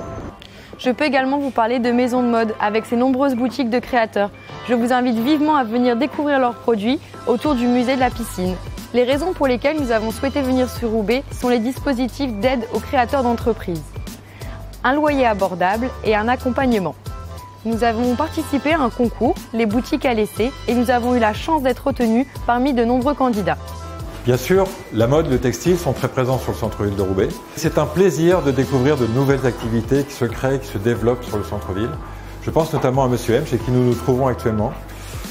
Dans son laboratoire de production, Monsieur M est arrivé il y a 3 ans maintenant sur la ville de Roubaix avec un premier établissement de salon de thé qu'il a développé au point d'en ouvrir un deuxième sur la ville de Lille.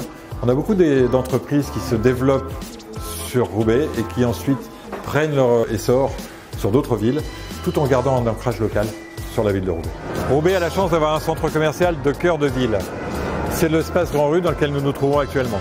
Cet espace accueille également un hypermarché Leclerc flambant neuf, véritable locomotive pour les 1250 commerces de Roubaix. Roubaix est une ville jeune, 49% de ses habitants ont moins de 30 ans. Elle accueille 18 écoles post-bac et des écoles supérieures de renom telles que l'EDEC ou l'ANSET. C'est la deuxième force économique de la métropole de Lille. On y trouve 4 sites d'excellence partagés, la Pleine Image, le CETI, Blanche-Maille et Maison de Mode. C'est une ville labellisée Art et Histoire, une ville touristique et culturelle, notamment avec le musée de la piscine bien connu, la condition publique et le Colisée de Roubaix. Autour de Roubaix, c'est également un engagement politique, le zéro déchet, qui associe les citoyens, les associations et les commerçants. Roubaix est une terre d'innovation en matière de commerce. Ici, on a beaucoup inventé. La grande distribution est née ici. C'est également le berceau de la vente à distance. Les outlet centers, les centres de marque, sont également nés à Roubaix. Mais Roubaix, c'est aussi une terre de tradition en matière de commerce. Nous nous trouvons ici dans la Chapellerie des Beaux-Arts, installée à Roubaix depuis 1922. Alors vous voyez, quelle que soit la nature de votre projet, il trouvera sa place ici, à Roubaix. Appelez-nous, nous vous détaillerons les mesures d'aide et d'accompagnement. À bientôt à Roubaix.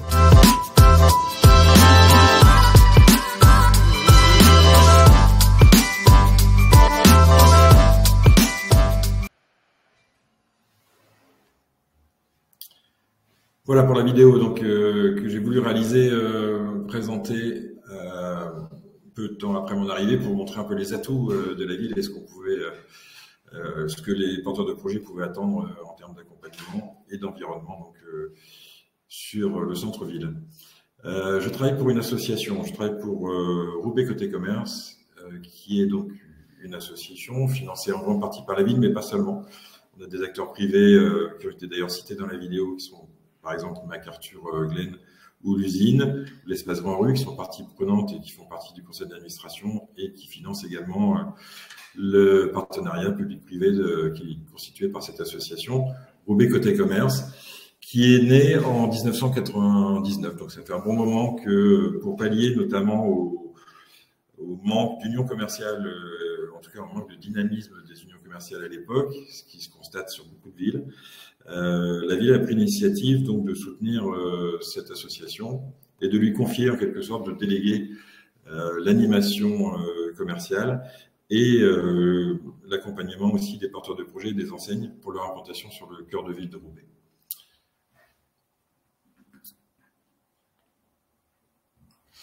Alors, j'ai choisi d'être très concret, c'est-à-dire de vous montrer objectif par objectif, il y en a 4, les actions réalisées, donc on va les passer en revue, sur les 2 dernières années qui se sont écoulées, donc 2022 et l'année en cours 2023. Le premier objectif, c'est de soutenir l'existant, donc ça fait partie des actions du manager de centre-ville, c'est évidemment de trouver des nouvelles enseignes et des nouveaux porteurs de projets et de les implanter, mais aussi de se préoccuper de ce qui existe et donc d'accompagner les commerçants dans leurs difficultés, dans leur activité au quotidien. Il y a sur Roubaix, comme partout en France, le secteur de la restauration est très important en centre-ville et c'est un des seuls secteurs qui continue à avoir une progression forte sur le centre-ville en termes de commerce. Pour une raison simple, c'est que s'il y a une activité qu'on peut pas faire sur Internet, c'est bien de partager le plaisir d'une table au restaurant. Et donc, on voit que la restauration prend une part de plus importante sur le centre-ville. Et donc, il nous a semblé important, utile, de rassembler toute l'offre de restauration sur le centre-ville par un guide donc critique, avec des critiques, c'est vrai, assez positives, mais en tout cas qui permet de recenser tous les styles de restauration disponibles sur le centre de Roubaix. On a 50 restaurateurs qui sont décrits, leur offre est décrite dans ce fascicule donc qui s'appelle le Savoureux Roubaix, que l'on retrouve évidemment en ligne et qui peut être diffusé, qu'on peut trouver sur les sites à la fois de la ville et ceux de Roubaix Côté Commerce, qui s'appelle Roubaix Shopping, puisqu'en fait Roubaix Côté Commerce est une appellation plus administrative. En fait, toutes les actions que je vais vous présenter sont déclinées sous l'appellation Roubaix Shopping. Voilà, il y a également des campagnes d'affichage sur la restauration, notamment, là on était en période de Covid, donc c'était des affichages de soutien pour inciter les gens à soutenir les restaurateurs quand on pouvait encore y aller. Et puis ensuite, on a fêté la réouverture des restos avec des actions de tickets à gratter, etc., de tombola, là encore pour soutenir le commerce de restauration. Et on a également créé pendant cette période de Covid un marché des restaurateurs, là encore quand les choses étaient encore possibles, sur la place de la Liberté, qui permettait, les restaurants étant fermés, de faire de la vente à emporter sur ces actions de marché gourmand. Voilà donc pour une action de soutien. On a également travaillé sur le marché. Alors le marché du centre-ville est un marché qui est assez peu qualitatif encore aujourd'hui, mais on l'a relocalisé. Vous avez vu tout à l'heure la nouvelle jonction très visuelle et très esthétique qui a été faite entre MacArthur Glen et la place de la Liberté. Eh bien, le marché aujourd'hui est situé sur cette place de la Liberté. Alors, on va essayer de le faire évoluer et de le conforter. En tout cas, son déplacement a déjà été très utile puisqu'il permet de profiter de ce lien entre MacArthur Glen et la place de la Liberté, qui est un élément central de vie sur le centre-ville. On a également travaillé sur un marché de créateurs zéro déchet. C'est un axe sur lequel on va revenir tout à l'heure et je vais vous présenter une vidéo qui présente l'axe zéro déchet destiné aux commerçants avec une labellisation de commerçants zéro déchet sur la ville de Roubaix. Alors toujours dans le cadre du soutien de l'accompagnement de l'activité des commerces, ça fait plusieurs années maintenant qu'on a mis en place des chèques cadeaux. Alors c'est un moyen très utile pour soutenir le commerce local, puisque ces chèques cadeaux ne sont utilisables que dans les commerces de Roubaix. Et donc ça évite la fuite sur les achats internet, voire dans les centres commerciaux. Quand les entreprises remettent à travers leur comité d'entreprise au personnel des chèques, c'est bien trop souvent le cas. Ces chèques sont utilisables ailleurs que dans les commerces de la ville. Alors le choix qui a été fait ici, c'est de travailler notamment avec le COS, le comité des offres sociales et le CCAS en travaillant sur une exclusivité de l'utilisation de ces chèques sur les commerces roubaisiens. Et ça fonctionne très bien. On a maintenant fait évoluer ces chèques en cartes cadeaux. J'y reviendrai tout à l'heure là aussi, puisqu'il y a un chapitre qui est dédié à ces cartes cadeaux, parce que c'est vraiment important en termes de finances. On le voit, hein, c'est presque 800 000 euros, même plus de 800 000 euros qui sont perçus par les commerçants chaque année à travers ce dispositif. Donc c'est vraiment important. Les commerçants, ils sont très sensibles. Alors toujours en termes de soutien, et ça c'est un axe vraiment important, c'est un outil que j'utilise beaucoup, qui est celui des boutiques à l'essai. C'est un dispositif national hein, qui n'est pas spécifique à Roubaix, qui était c'était dans l'Aisne qui a démarré il y a quelques années. Aujourd'hui, il y a une fédération nationale qui le développe. La métropole européenne de Lille met à disposition des communes de la métropole cette possibilité donc d'utiliser le dispositif. Donc moi, je m'en suis saisi assez vite puisqu'il me paraissait vraiment intéressant. Le principe est assez simple. Il faut négocier avec un propriétaire un loyer modéré, c'est-à-dire qu'on cible des locaux qui sont vacants depuis un bon moment, quelquefois plusieurs années, mais qui pour autant sont intéressants sur le plan stratégique parce qu'ils sont bien situés. Voilà. Et suite à une rénovation, on met évidemment le local en état pour qu'il puisse être commercialisé et lancer ensuite un appel à projet, un appel à candidature qui présente donc ce local avec un loyer intéressant. En général, on essaie de négocier de l'ordre de moins 30% par rapport au prix du marché traditionnel. Sur la première opération, on était exactement à moins 22% sur l'avenue Lebas, où j'avais identifié 3 boutiques qui appartenaient au même propriétaire, qui étaient vides depuis des années. Et donc, on a pu très rapidement occuper ces 3 boutiques avec des commerces différenciants, des commerces originaux, parce que c'est vraiment l'axe sur lequel moi je travaille, et sur l'avenue Lebas, qui était le premier secteur sur lequel on m'a demandé de porter les efforts. On a pu implanter donc ces 3 boutiques avec de la rénovation de baskets. Vous avez vu sur la vidéo d'ailleurs la responsable du magasin qui présentait son implantation et qui en a parlé de ces boutiques à l'essai. Ça lui a donné, elle le reconnaissait, l'opportunité de s'implanter. Aujourd'hui, elle est implantée depuis presque 6 ans maintenant. Ils ont ouvert une deuxième boutique à Marc-en-Barœul, donc pas très loin de Roubaix, et ça fonctionne très bien pour eux. On a 2 autres boutiques à côté, toujours sur des commerces assez originaux, puisqu'on a un atelier de rénovation de trottinettes. Là, c'est un créneau sur lequel moi, je n'avais pas d'idée, je ne pensais pas que ça fonctionnerait aussi bien. Alors lui, il a ouvert carrément tout à fait 4 nouvelles boutiques, déjà. Il est implanté depuis 2 ans.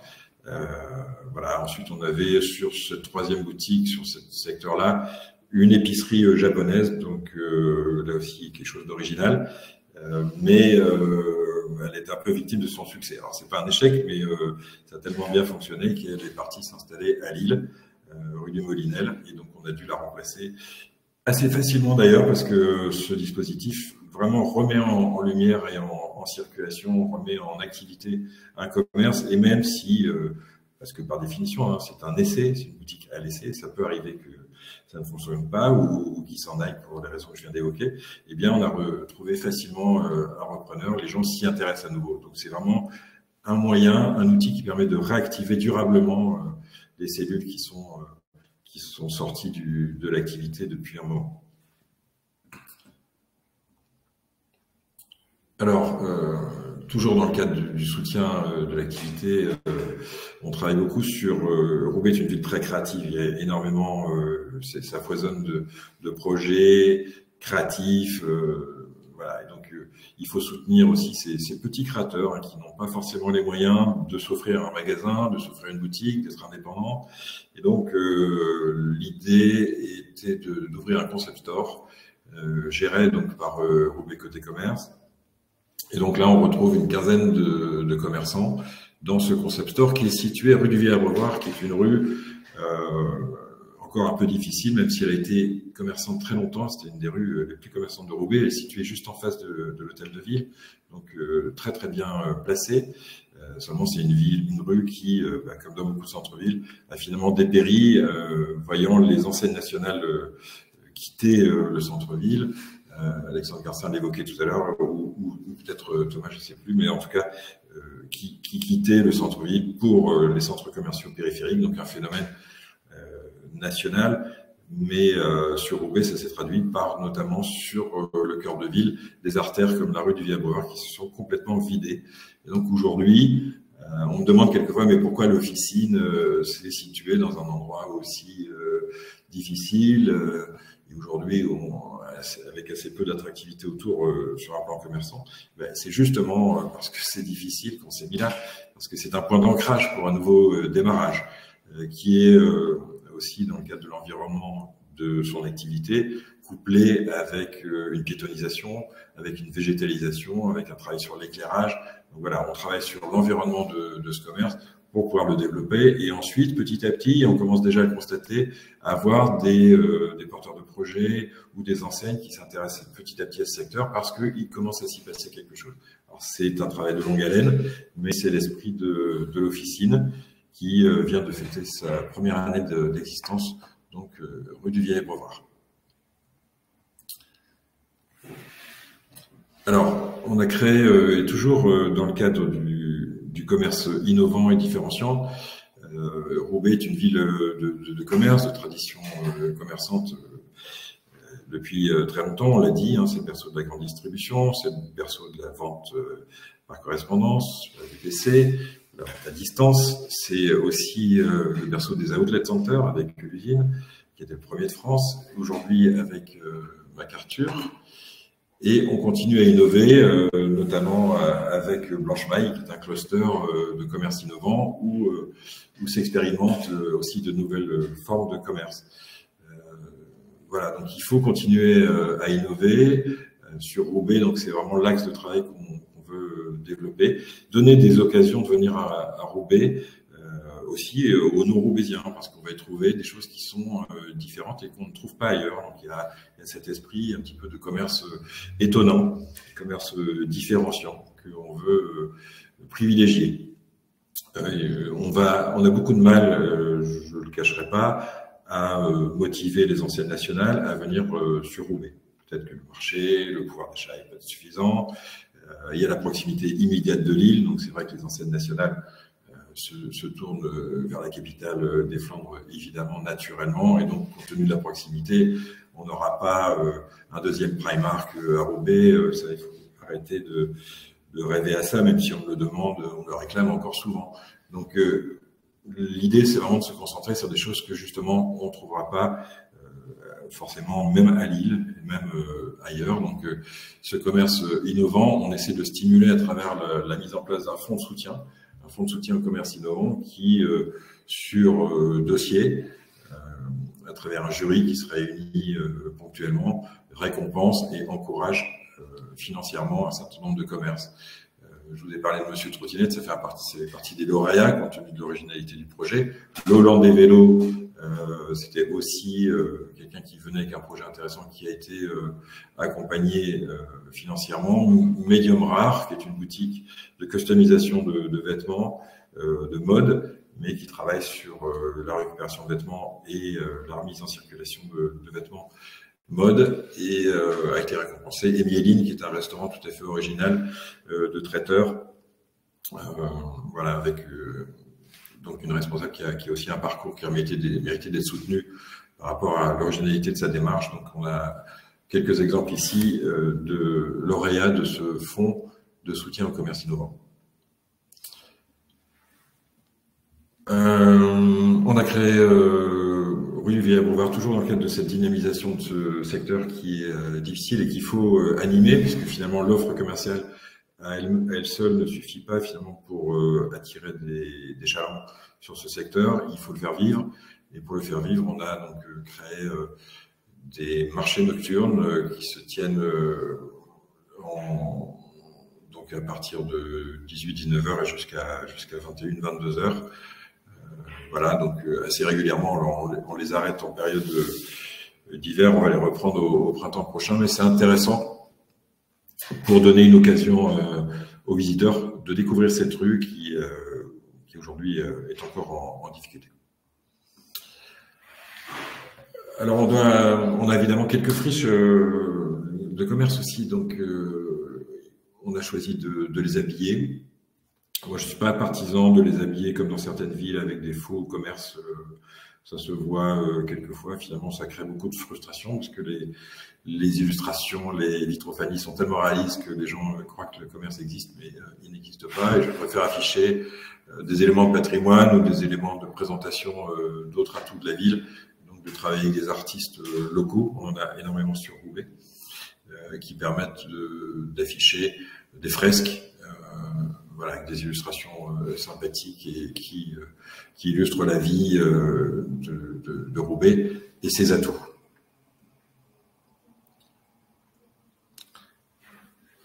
Alors, le deuxième objectif, donc, c'est faciliter l'implantation de nouveaux commerces.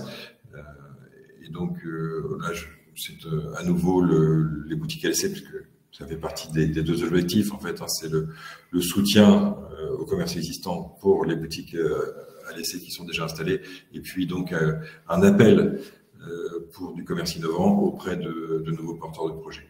Ici, on a une friperie avec Joël qui présente donc une friperie vintage, donc axée sur les années, enfin ce qui fait du street et sur un esprit hip-hop.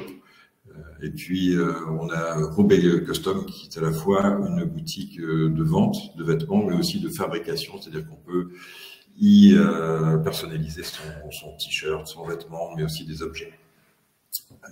Voilà, donc c'est des choses assez innovantes encore.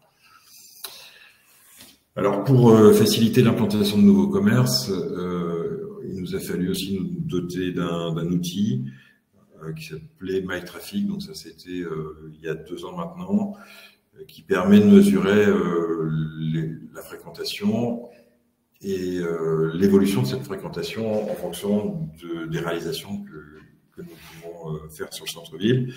Alors c'est pas un outil qu'on utilise aujourd'hui, on est en réflexion notamment avec Thomas Verquin sur un autre fonctionnement, un autre outil. Parce qu'il nous semble quand même toujours important et intéressant de mesurer notre action, notamment ponctuellement. Le marché de Noël, le marché durable de Roubaix, par exemple, qu'est-ce que ça amène en termes de visiteurs? Il faudrait aussi qu'on puisse le mesurer. Quelle est la qualité des visiteurs? De où viennent-ils? Qu'est-ce qu'ils y dépensent, etc. Donc ces études-là sont vraiment importantes. Aujourd'hui, on a arrêté de travailler avec MyTraffic, qui ne nous a pas donné entière satisfaction, et on cherche une nouvelle solution, peut-être avec des compteurs. On réfléchit à d'autres outils à mettre en place pour ces données qui sont vraiment importantes. En tout cas, ce qu'on peut dire sur l'utilisation de MyTraffic, si on n'en était pas complètement satisfait, en tout cas, c'est qu'elle a permis quand même de noter une progression sensible de la fréquentation sur les axes qui avaient été retravaillés commercialement. La vidéo, vous venez de la voir, mais c'était important de se doter d'un outil qui est un outil de prospection aussi. Hein, même si je fais de moins en moins de salons, parce que les salons professionnels, c'est assez difficile, ils s'adressent essentiellement aux enseignes nationales, et comme je l'évoquais tout à l'heure, c'est pas tellement ma cible prioritaire.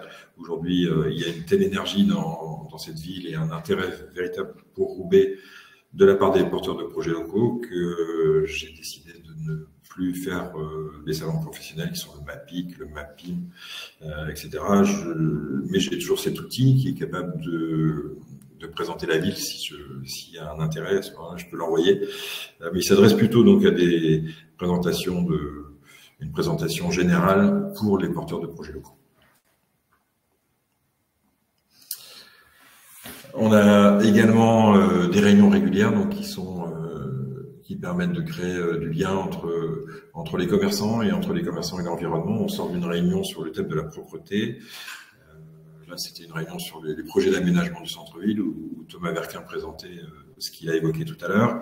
Donc, c'est important d'avoir ces réunions régulières, de travailler le tissu commerçant, qui est un esprit d'unité, et puis des échanges entre les différents commerces sur les différentes problématiques qu'ils peuvent rencontrer. Et ça vient également pallier le manque d'union commerciale, même s'il y a des unions commerciales qui commencent à se réactiver sur Roubaix, mais c'est quelque chose qui concerne plutôt les quartiers. Aujourd'hui, sur le centre-ville, Roubaix Côté Commerce a depuis longtemps fait office d'union commerciale et donc joue ce rôle d'échange entre les services et entre les commerçants. On a des soucis pour présenter notre offre commerciale globale. On a une réduction des espaces publicitaires qui sont doute souhaitables sur un plan esthétique, sur le plan de la pollution visuelle. Donc on a réalisé une fresque en travaillant sur un dos d'abribus récemment qui est juste à la sortie du musée de la piscine, ce qui permet graphiquement, de façon plutôt sympa, de présenter toute l'offre commerciale présente sur l'avenue Loa, qui est l'avenue donc qui accueille le musée de la piscine.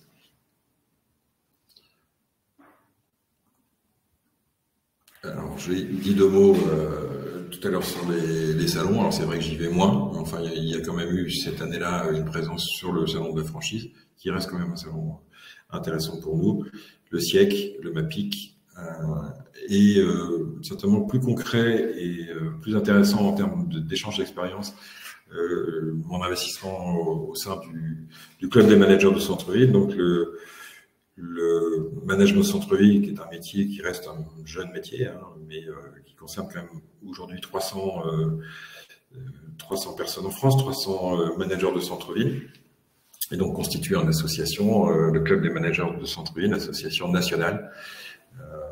Et donc, je m'occupe de la délégation Hauts-de-France, puisque donc c'est structuré en délégation régionale. Ça permet donc d'avoir des échanges très concrets sur ce que font les autres villes, de présenter ce que fait Roubaix. Et nous avons également organisé le séminaire annuel des clubs de managers de centre-ville cette année-là. C'était donc en 2021, je pense, sur Roubaix, ce qui nous a permis d'accueillir ici 70 de mes collègues. Un mot sur le management de centre-ville, si tout le monde ne sait pas forcément quel est le rôle du manager et quelle est l'histoire de ce métier. Moi, je l'exerce depuis 1998, donc j'étais un des tout premiers managers de centre-ville en France, puisque le métier est apparu à ce moment-là, inspiré par des expériences anglaises et belges essentiellement.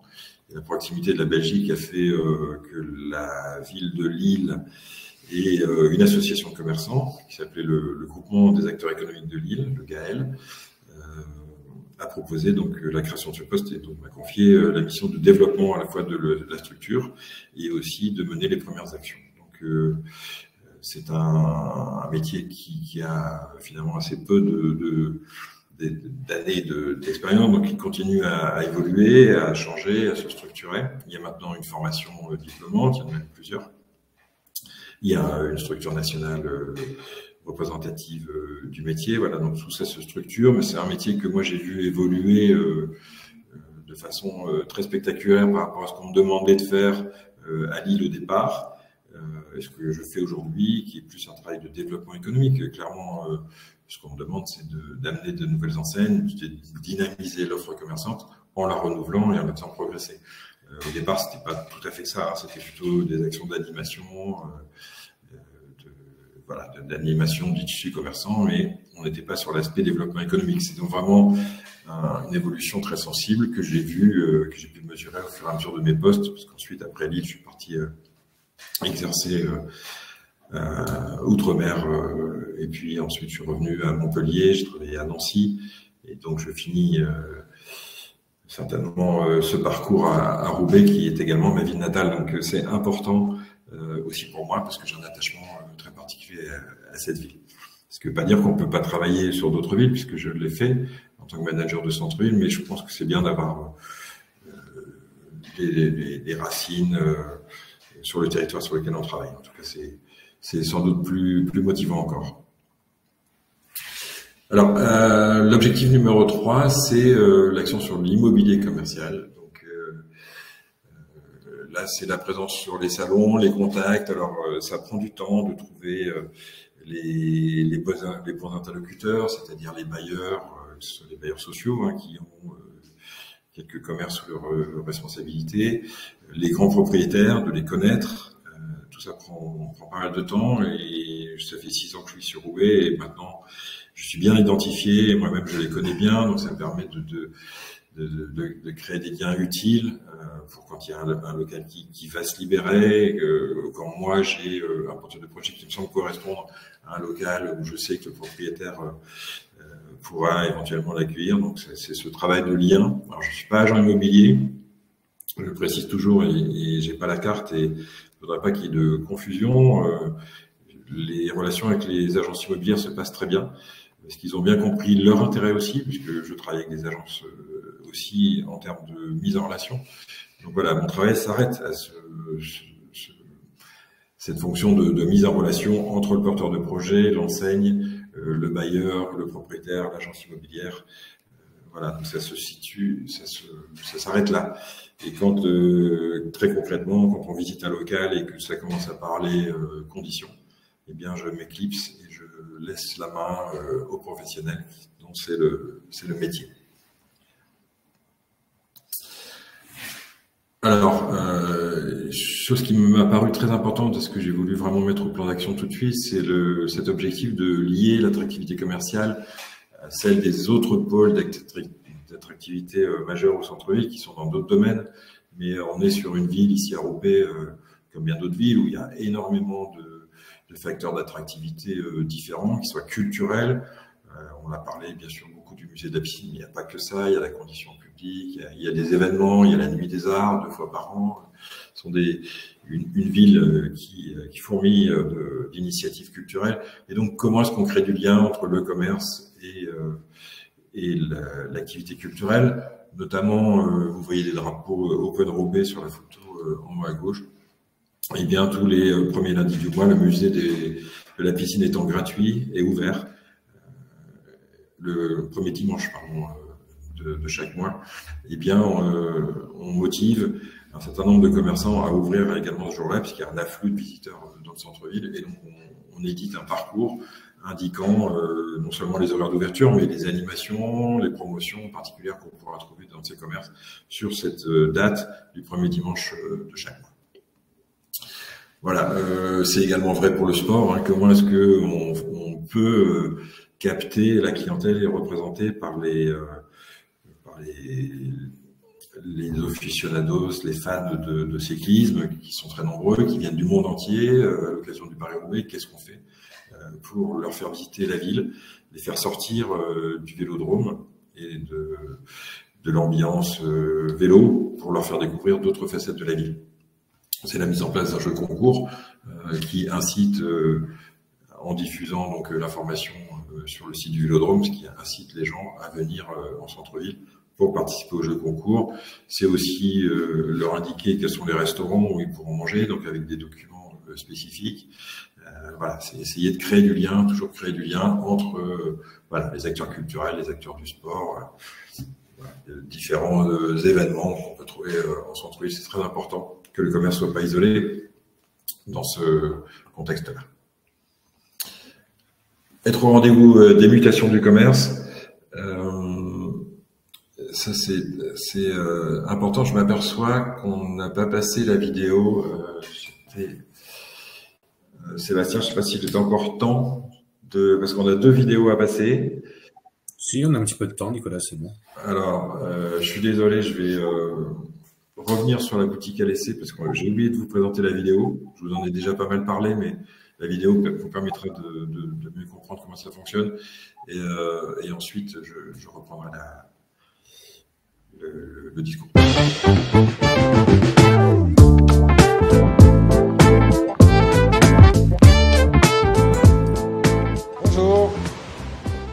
Ici, on profitait de cette période difficile pour bâtir un projet pour des lendemains meilleurs et plus ensoleillés. Aujourd'hui, je vous parle du concept boutique à l'essai. Comme son nom l'indique, ce dispositif permet de tester pendant 1 an un concept de commerce dans de bonnes conditions d'accès et d'accompagnement. Ici se trouve peut-être votre future boutique. Vous rêvez de vous lancer, de devenir commerçant? Je vais vous expliquer comment concrétiser votre rêve ici, à Roubaix. Alors d'abord, vous allez nous parler de votre projet, puis nous vous accompagnerons. Ensuite, vous le présenterez à un jury qui sélectionnera le candidat qui pourra s'installer dans cette boutique. Vous serez aidé en cela par un pôle partenaire, des partenaires en matière de banque, d'assurance, de décoration du magasin, d'agencement, de gestion, qui vous permettront de mettre toutes les garanties de réussite de votre côté. Ce jour-là, tout finalement ne fera que commencer, et donc nous avons également prévu un suivi de cette aventure qui vous permettra de garantir la réussite de votre projet. Alors, vous y voyez déjà, tout va aller très vite. Appelez le 03 20 65 31 90 pour en savoir encore un peu plus et fixez dès aujourd'hui un prochain rendez-vous. C'est la première étape avant de vous installer ici, dans votre boutique. À bientôt!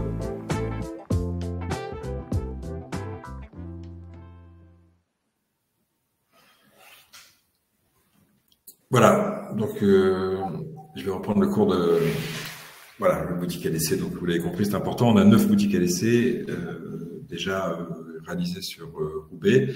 Un autre élément donc important, ce sont les chèques qui sont maintenant passés en carte cadeau, mais j'en ai déjà parlé tout à l'heure, donc on va essayer d'avancer un peu plus vite.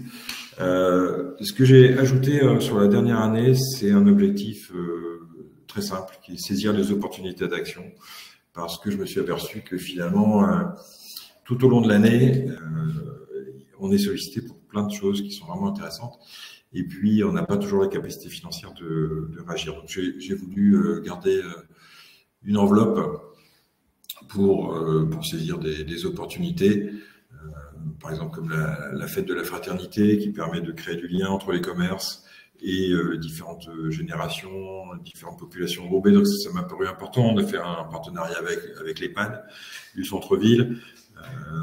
Voilà, c'est vraiment, alors c'est pas commercialement quelque chose qui va compter en termes de chiffre d'affaires, c'est pas ça, mais ça crée du lien, ça a permis d'impliquer les commerçants, des jeunes qui se sont impliqués dans cette action, et donc de faire découvrir aux résidents de l'EHPAD du centre-ville les nouveaux commerces.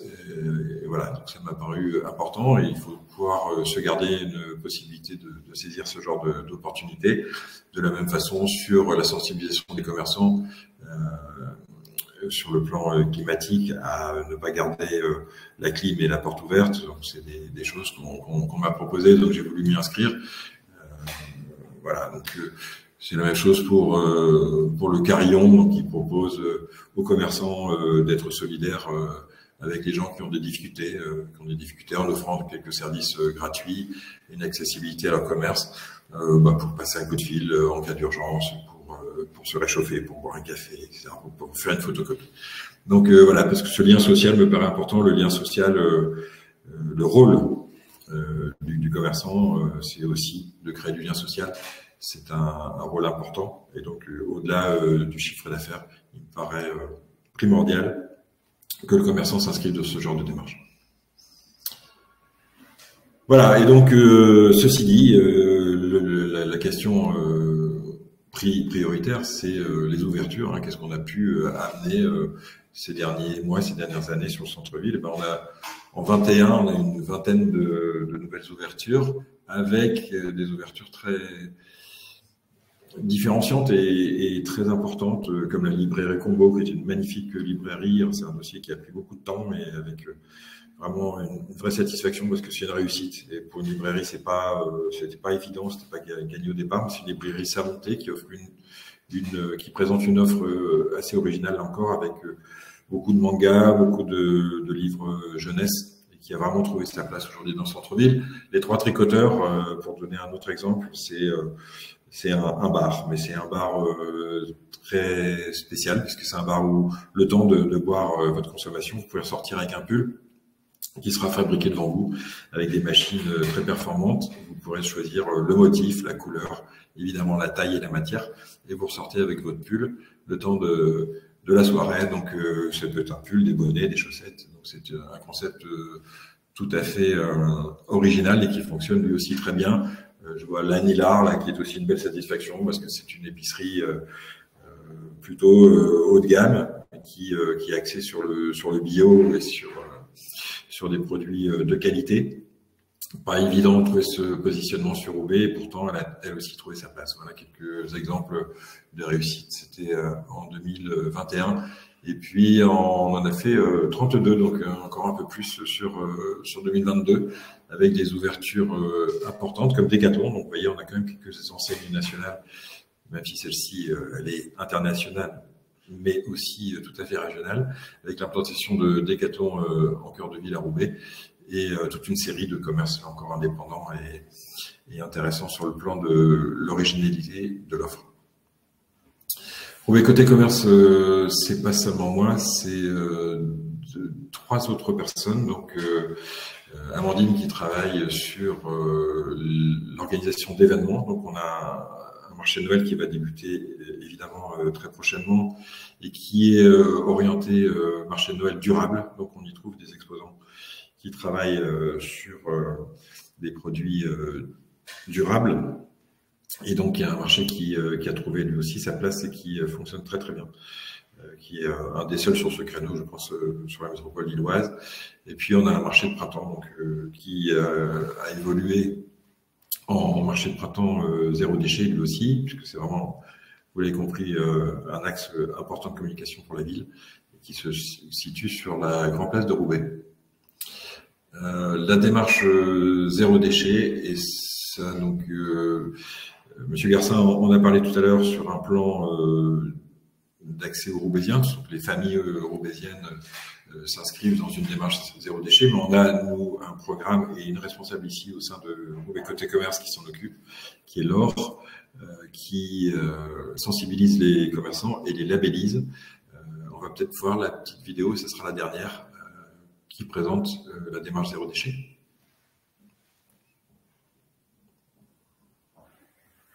La ville de Roubaix a créé le label Commerçant Zéro Déchet et accompagne gratuitement les commerçants qui souhaitent s'impliquer dans cette démarche. Les commerces labellisés mettent en place des actions pour limiter leur production de déchets ainsi que ceux de leurs clients. Intégrés dans une communauté, ils partagent leurs expériences et expérimentent des solutions collectives et innovantes. Partons tout de suite à la rencontre de certains commerçants engagés pour l'environnement. Bonjour, je suis Jean-Charles Huvel, je suis dirigeant de tissupapi.com, la boutique en ligne de Tissu Papi. On a fêté notre 40e anniversaire l'année dernière et l'année prochaine on fêtera les 10 ans de la boutique en ligne. On vend principalement au grand public, le métier c'est d'acheter en volume et ensuite de vendre au détail. On est labellisé zéro déchet depuis 2016, on a été parmi les premières entreprises à rejoindre le projet. Mon grand-père a acheté le tissu auprès de ses patrons, des tissus à défaut, des tissus à recouper, il revendait, donc ça on l'a commencé dans les années 60. Ensuite est venu le magasin avec toujours la même idée de ne jamais rien jeter et ensuite la boutique en ligne avec un vrai programme zéro déchet. Encore aujourd'hui, on n'a aucun morceau de tissu qui part à la poubelle et tout part vers des associations, des organismes spécialisés dans le recyclage des tissus. Au début de l'aventure logistique zéro déchet, on avait un coût de 960 € de sacs plastiques étalés sur 3 ans et en passant au sac de jute en logistique, donc un sac de jute réutilisable tous les jours, on est passé à 150 € sur 3 ans.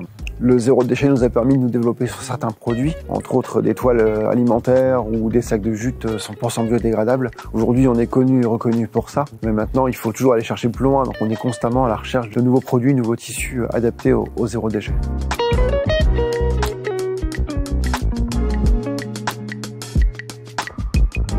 Bonjour, Nicolas Briquet. J'ai créé Informatique Occasion il y a 15 ans à Roubaix dans le but de sauver des ordinateurs puisqu'ils étaient mis au rebut par de grands groupes et ça me tenait à cœur de pouvoir les sauver pour les revendre à moindre coût à des personnes qui étaient sans équipement et qui n'avaient pas forcément les moyens d'acheter du neuf. Je suis l'un des premiers labellisés depuis 2016. Les actions qu'on mène en fait au quotidien sont des actions de récupération de matériel. Donc on va cannibaliser des appareils pour récupérer les pièces, les réutiliser sur les ordinateurs en panne ou à reconditionner, et également la réparation donc au quotidien. L'avantage d'être commerçant zéro déchet, c'est de faire partie d'un groupe, de pouvoir bénéficier de communication commune, différents supports, des affiches, des plaquettes, des plans, sites internet. En termes de volume, donc on arrive à sauver des dizaines de PC par mois, et également à éviter la mise au rebut de plusieurs centaines de kilos de matériel informatique par mois également.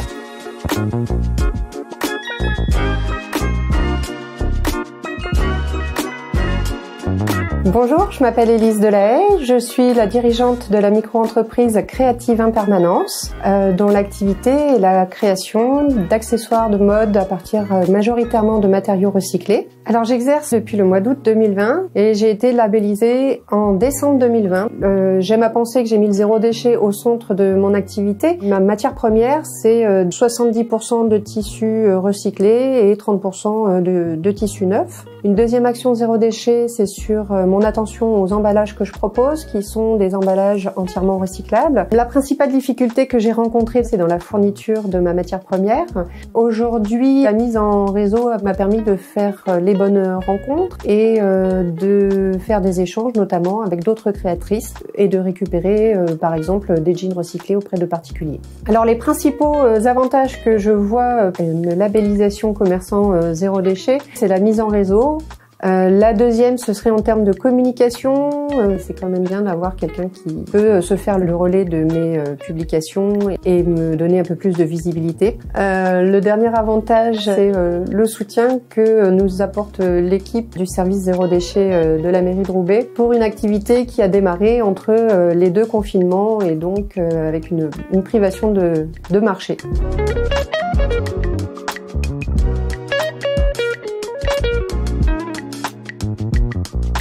Abdelkader Alich, je suis artisan cirier. J'ai créé en fait un atelier de fabrication de bougies.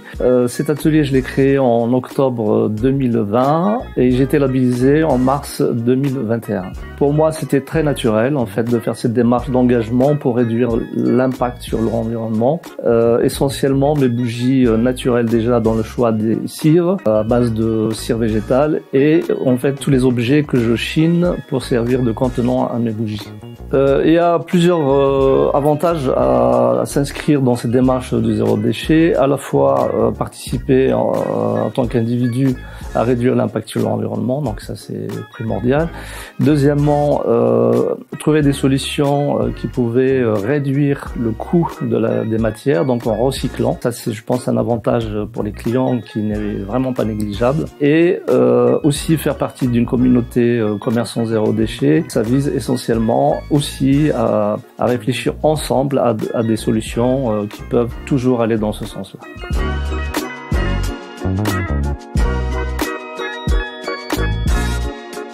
Bonjour, je suis Nastasia Sinzak, coordinatrice du collectif Le Grand Bassin et en parallèle je suis scénographe et je fabrique des objets en bois recyclé. Le Grand Bassin est un collectif de créateurs des Hauts-de-France implanté au sein d'une boutique à Roubaix, au Vestiaire, à côté du musée La Piscine.